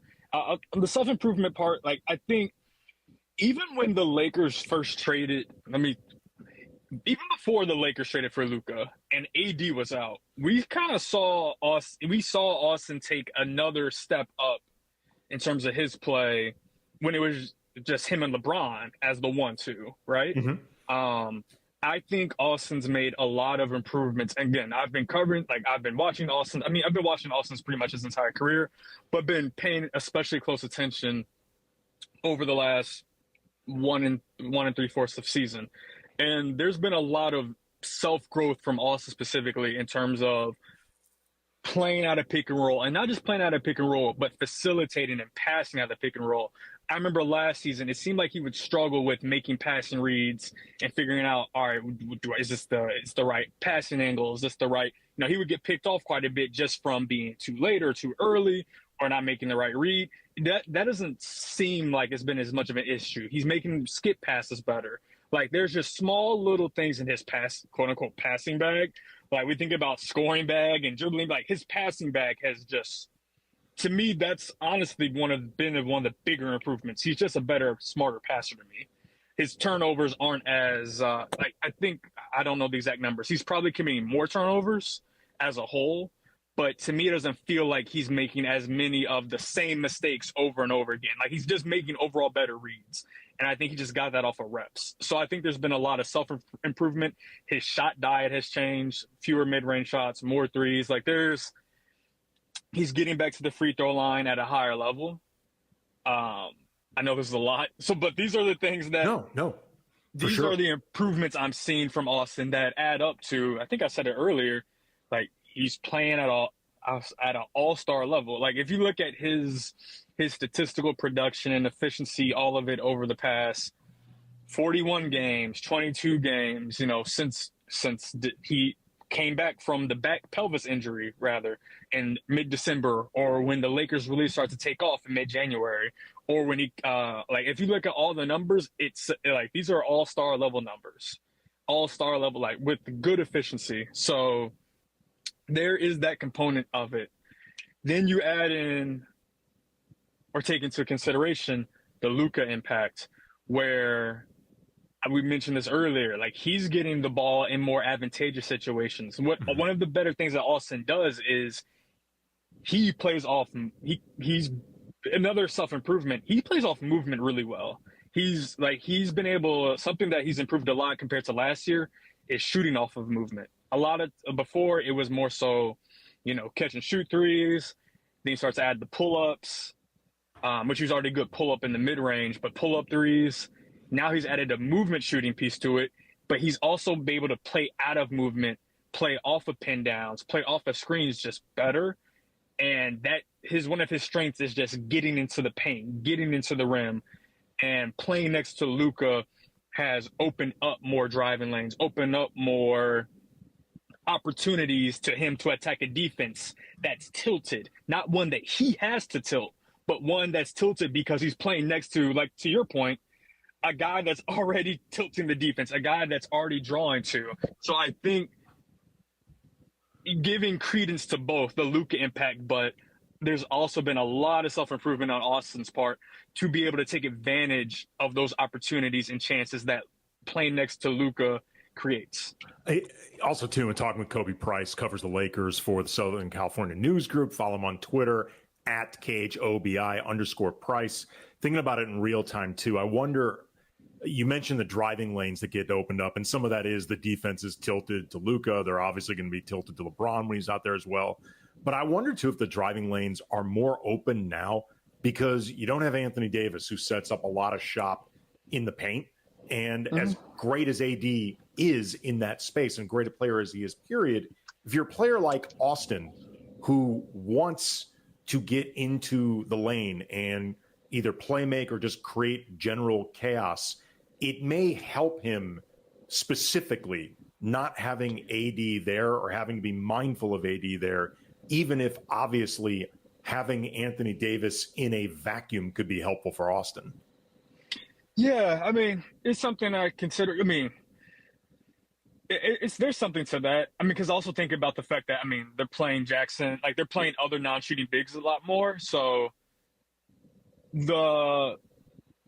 something that we've seen also is that obviously there's like the Anthony Davis part of it can't be ignored. I just think that Jackson, the role that they're asking the Jacksons obviously is different than AD. So Jackson's just going to, like, he's going to be more involved as a screener instead of post-ups. And it just, it's the, like, to your point, the literal where guys are on the floor changes and how those guys, like, Jackson's more likely to, set a step-up screen instead of be, on the block or at the elbow. Or, honestly, the other thing that's helped this team, and it's another detail, the pace. They're playing at a faster pace in the half court.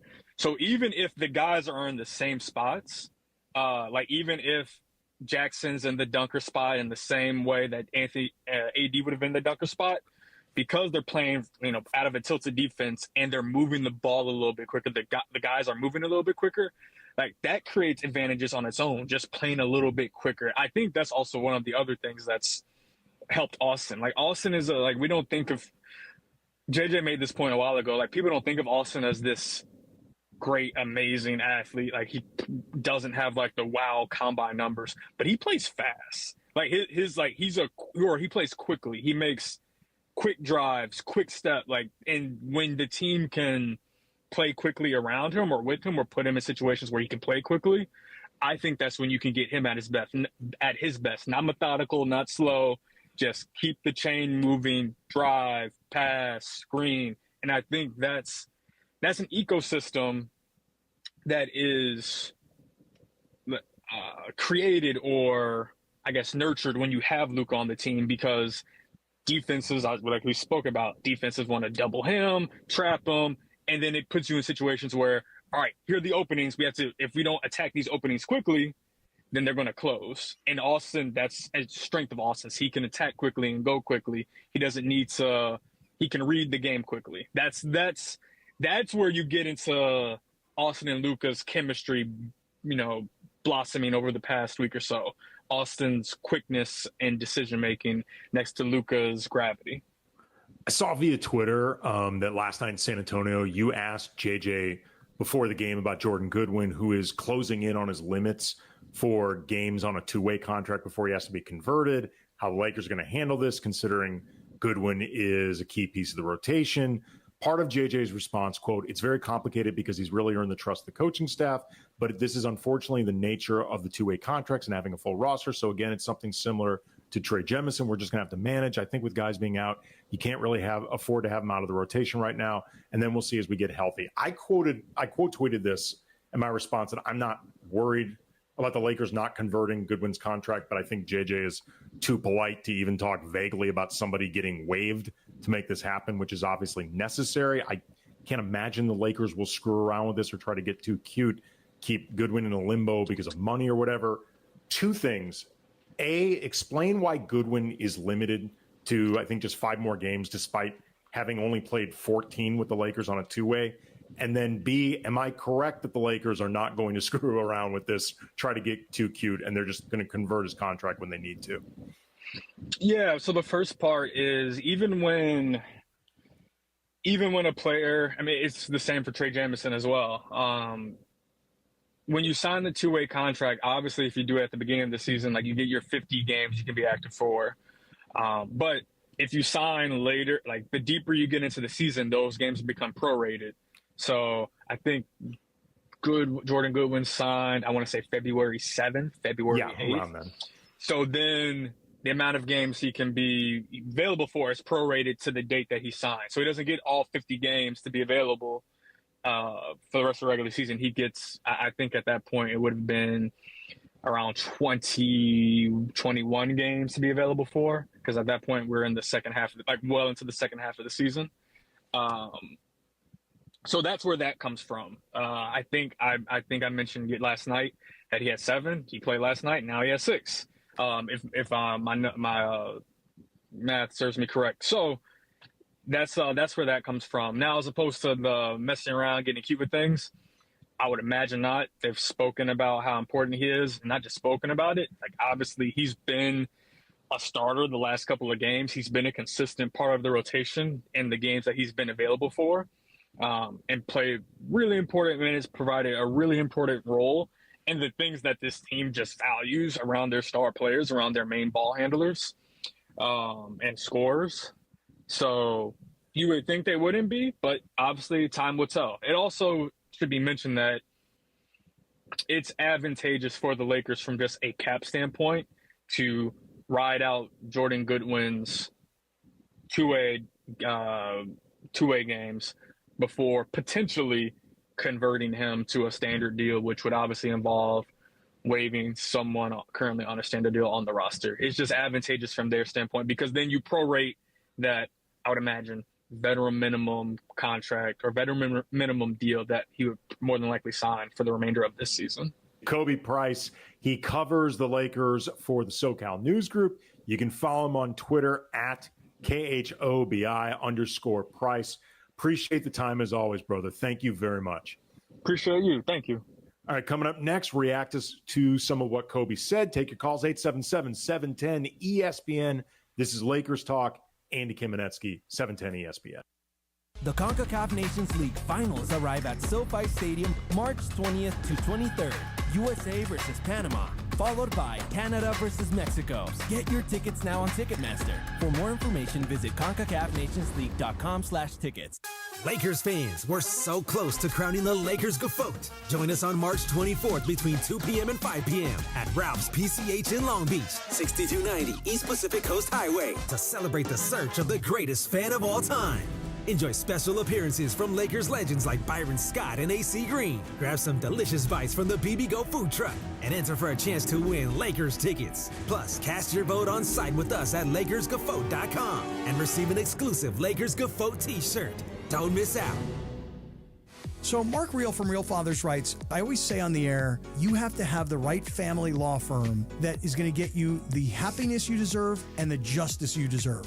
Really, the legal system is designed and set up for fathers to fail. I set out to create a firm and to create something that would help all men navigate that successfully. We have a new phone number for Real Fathers Rights. 833-ESPN-710.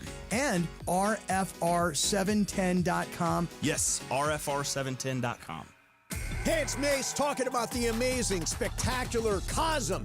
Best place to watch sports. Cosm is the ultimate sports experience. NBA, NHL, college basketball, Premier League, WWE, more on massive high-resolution displays. You got to experience the Dome at Cosm. Immersive shared reality that wraps around you. It's like being on the field or on the court. Inside the hall at Cosm, wall-to-wall live multi-view sports. Go to Cosm.com to get your tickets today. That's COSM.com.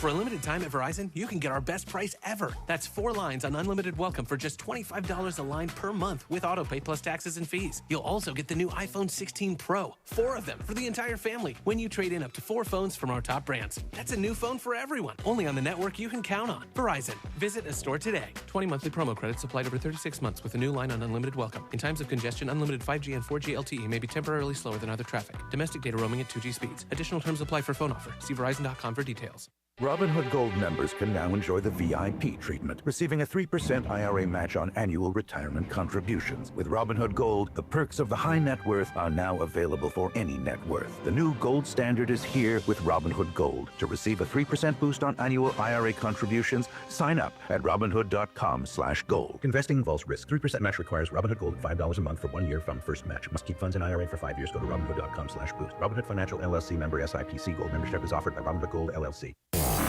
Lakers talk continues on 710 ESPN. Even Bronny James got in on the action last night and brought the crowd to its feet with a shot from downtown. Here is Bronny dribbling.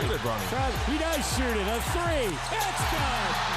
Bronny on the board with a 3, and the crowd and the Laker bench comes to its feet. Lakers Talk is presented by Hoag Orthopedic Institute. When pain keeps you from doing what you love, Hoag Orthopedic Institute gets you back to you. Visit HoagOrthopedicInstitute.com to get the help you need today. More Lakers Talk with Andy Kamenetsky right now.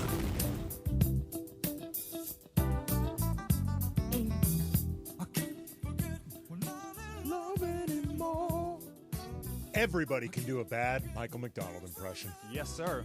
That's honestly one of the keys, I think, to Michael McDonald's longevity is that everybody feels like they can do their impersonation of him. Lakers Talk, Andy Kamenetsky, ESPN LA 710. Thanks again to Kobe Price for dropping by. A couple things Kobe said in 877-710 ESPN if you want to weigh in before crunch time. Talking about Jordan Goodwin, who I agree with Kobe, he's going to be converted at some point, I would say, whether it's 5 games from now, 6 games from now, whenever it is that his two-way games expire and he can no longer be used that way, the Lakers are going to convert his contract. Like, he is a rotation player.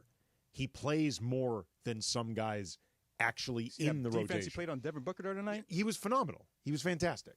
And the last couple games, his outside shot's been really falling. Like, there have been a few games where, honestly, they might not have won without Goodwin. I think he's one of the best rebounding guards in the league. Like, he is really good on the glass. He's really good on the offensive glass. In some ways, it's interesting because I believe his number may have just been retired by the Grizzlies, or there was some type of ceremony for Tony Allen. And Jordan Goodwin reminds me a bit of Tony Allen, in part because of the defense, but also because Tony Allen Without the nastiness, though. That I don't know if anybody matches Tony Allen's, but Goodwin plays with tenacity, man. But Tony Allen was an exceptionally good offensive rebounding guard, and Jordan Goodwin's that way too. So I'll put it this way. I would be stunned if the Lakers don't convert his contract, or they try to get too cute with the financial piece of this, do something that leads to Jordan Goodwin not being on the roster. I would be stunned. I also think Jordan Goodwin speaks to one of the victories for Rob Pelinka this season. Like, Jordan Goodwin has had the same effect as a guy that is typically brought onto your roster in February as a buyout market guy. Like, similar to how Alex Len was brought into this team, and Alex Len has not panned out in terms of being productive with the team. But that type of player, if you look around the league right now, and there has not been a ton of buyout action, but if you look around the league at guys that were brought onto their team as buyout market candidates, for street free agents after being bought out, Jordan Goodwin has been, for all intents and purposes, he's like one of those guys. Because he'd been a free agent, got put on a two-way deal, he has been as impactful or more as any buyout guy you could think about. Most impactful for the Lakers probably since Markieff Morris in 2020, who ended up a rotation player for the 2020 Don't team. forget about Andre Drummond, that experiment. Well, but he was yes, he was a buyout market guy. He was a buyout market guy. I feel bad for Drummond because he never really got to play with AD because AD got hurt. Yeah. And there's a synergy. There was the weirdness. I mean, he was hurt too. Yeah, he was hurt. There was the weirdness of adding him during COVID. There's the fact that Andre Drummond is an incredibly polarizing player, so it pissed off a lot of Laker fans. There had been a report that he had been promised a starting job, which I did not think was a particularly big deal, but pissed off a lot of Laker fans. But Jordan Goodwin, like the DFS trade, like hiring J.J. Redick, this has been a pretty, the Luka deal is obviously seismic, but that was something that was brought to Rob Pelinka. And Pelinka had to come up with a deal that worked, blah, blah, blah. But that was one of those things that was brought to him. Executive of the year? Interesting question with Rob Pelinka. I don't think he will win, if for no other reason than I don't think Rob Pelinka, I don't get the sense, is liked enough among his peers to win. But if you look at Rob Pelinka's moves from this offseason, hiring J.J. Redick, which I will admit I was not sold was the right hire. I wasn't against the hire. I was not against it. But he was not my first choice. My first choice was Mike Inori, assistant coach with the Minnesota Timberwolves.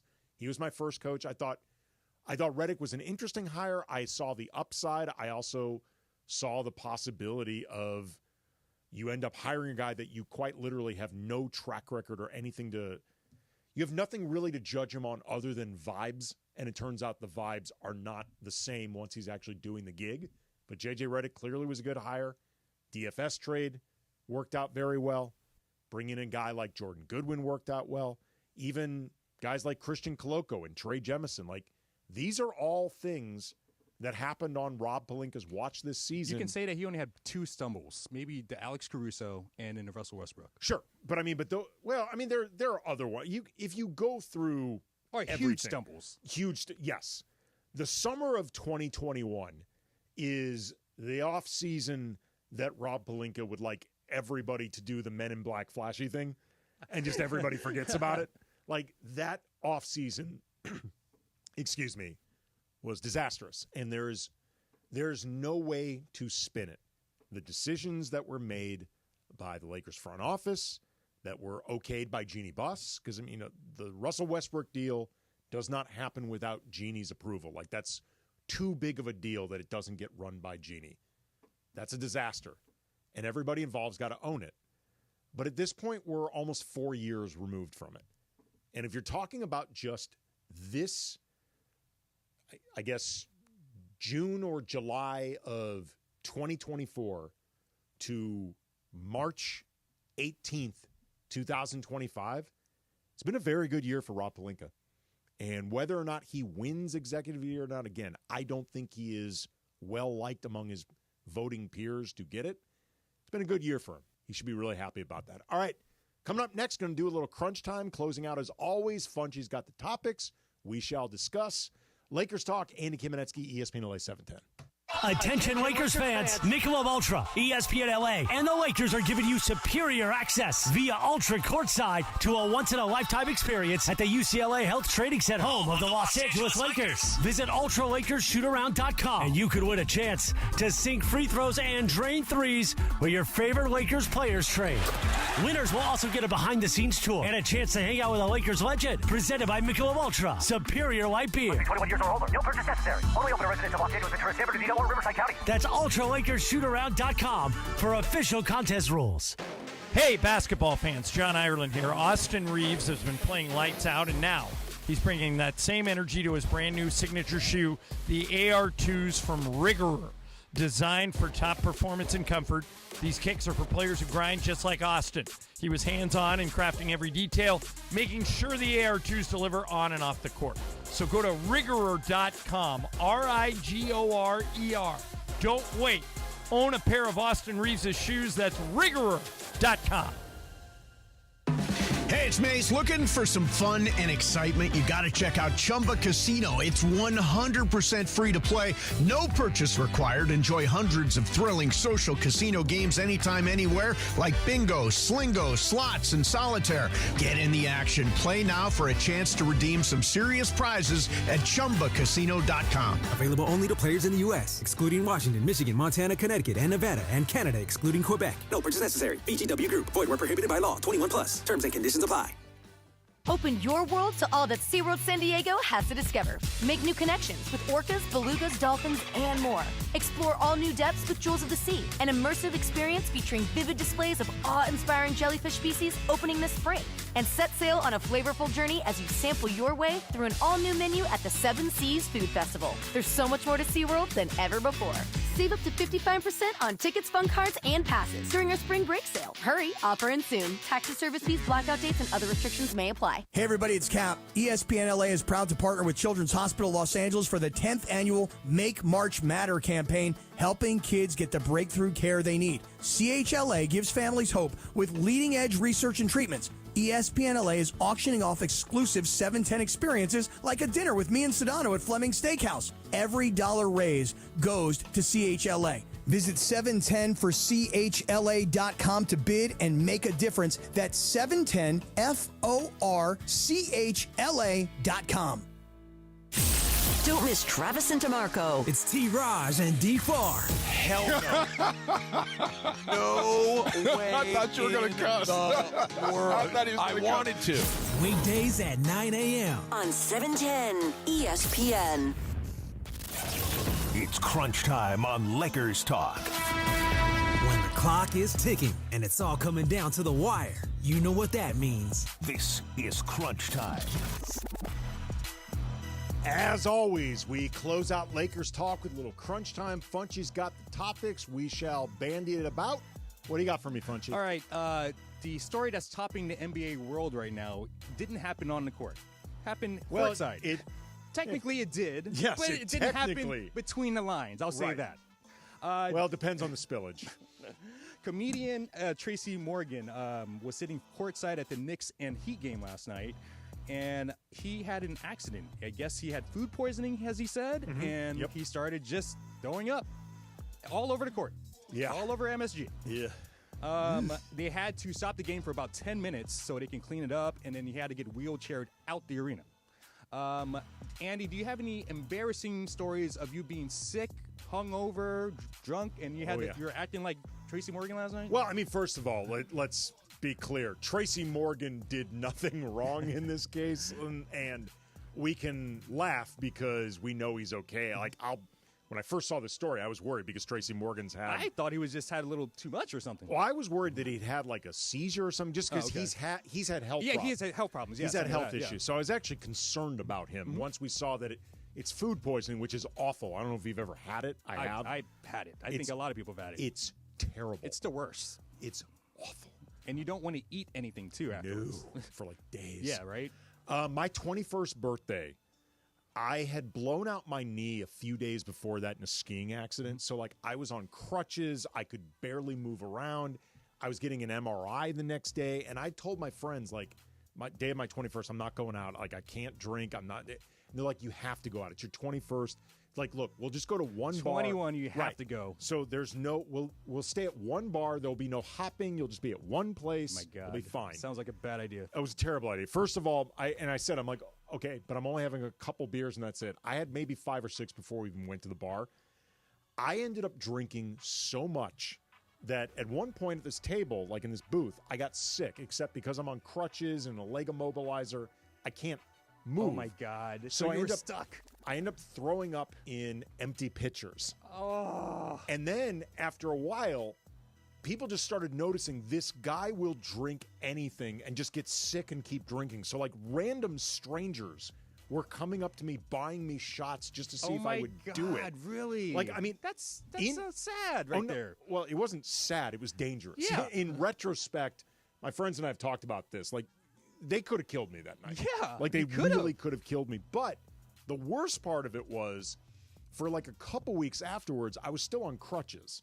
So I'm going around campus on crutches, and random people that I have never seen before, don't know who they You're are. that guy. Yeah, they're like, dude, you're the guy from the 9-0, right? You're amazing. You're that guy. Oh, my God. Yeah, they're like, I've never seen anything. Like, you're incredible. I'm like, dude. I have a similar story to that. I was in my early 20s or whatever, and I went to a friend's house, and all I was going to go was just hang out for a little bit, and all of a sudden the drinks start flowing and flowing. And I'm not a big drinker myself, I mean, back in the day or whatever. But, the drinks started flowing, and I had to work the next morning. I had a data entry job, basically. Yeah, so I had to work the next morning. I woke up, not at my house, and I had to drive to work in the same clothes, and I was throwing up on the way there. Out the window while driving. Yes, I got to work. I threw up a little bit more in the bathroom. It was a private bathroom, which was good, so no one saw me. And I asked to go home because I told them I was sick, and they let me go home, and I proceeded to throw up more on the way home. I had to stop somewhere to throw up. Wow. Yeah. Wow. Yeah. Did they at least not fire you? No. Okay. No. You're like data entry. They need somebody to do Need this somebody stuff. to do. Yeah. Who else is going to do it? that data entering itself. All right. One more quick one. 30 years ago, the GOAT, MJ, sent a fax. We had a fax machine. A fax. And he said, I'm back. Do you remember that day where you were, what were you doing? I don't remember where when you found out Michael Jordan was coming back to basketball. I do not remember where I was when it happened, but I remember it happening, and I remember how big of a deal it was. I also remember, too, you can find this on YouTube, Bill Murray did a parody of this where he pretended that he was going to be retiring from acting, and like around the time when Jordan retired. And he did it like a press conference saying he was retiring from acting, and then he did something where he announced that he was coming back again, like MJ. It was very in funny. Space Jam too. So yes. So they had that connect. And Bill Murray's a famous Chicago sports fan, in particular the Bulls and the Cubs. You can find this on YouTube. It's very funny with Bill Murray. I do remember I was I was about 15. I don't know. It's somewhere. I was a teenager, but I do remember it, and I almost started crying when he came back because I was a kid, and this guy was like my hero, my basketball hero. To see him come back, it was just amazing. It was not as inspiring as when he came back for the Wizards. No, we forget about that. He had the perfect ending, and then a John Elway ending too. Yep. Yeah. And then he had to go back. Everybody wants to come back. Everybody's greedy. Yep. Some guys don't even recognize when you got the perfect moment to go out on. All right.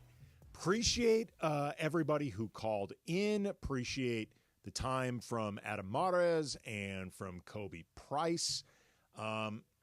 Next week, we are going to be back on Friday, the 28th, from 6 to 8. It is on the heels of what better not be an eventful game against the Bulls, but it is ahead of what may very well be an incredibly critical game against the Memphis Grizzlies. That's Sunday the 29th. So, as always, man, it is really interesting right now with the Lakers. Very exciting right now with the Lakers. Really, really fun time. I'm Andy Kamenetsky. Lakers Talk. Thanks to everyone. 710 ESPN. Attention Lakers fans. Michelob Ultra, ESPN LA, and the Lakers are giving you superior access.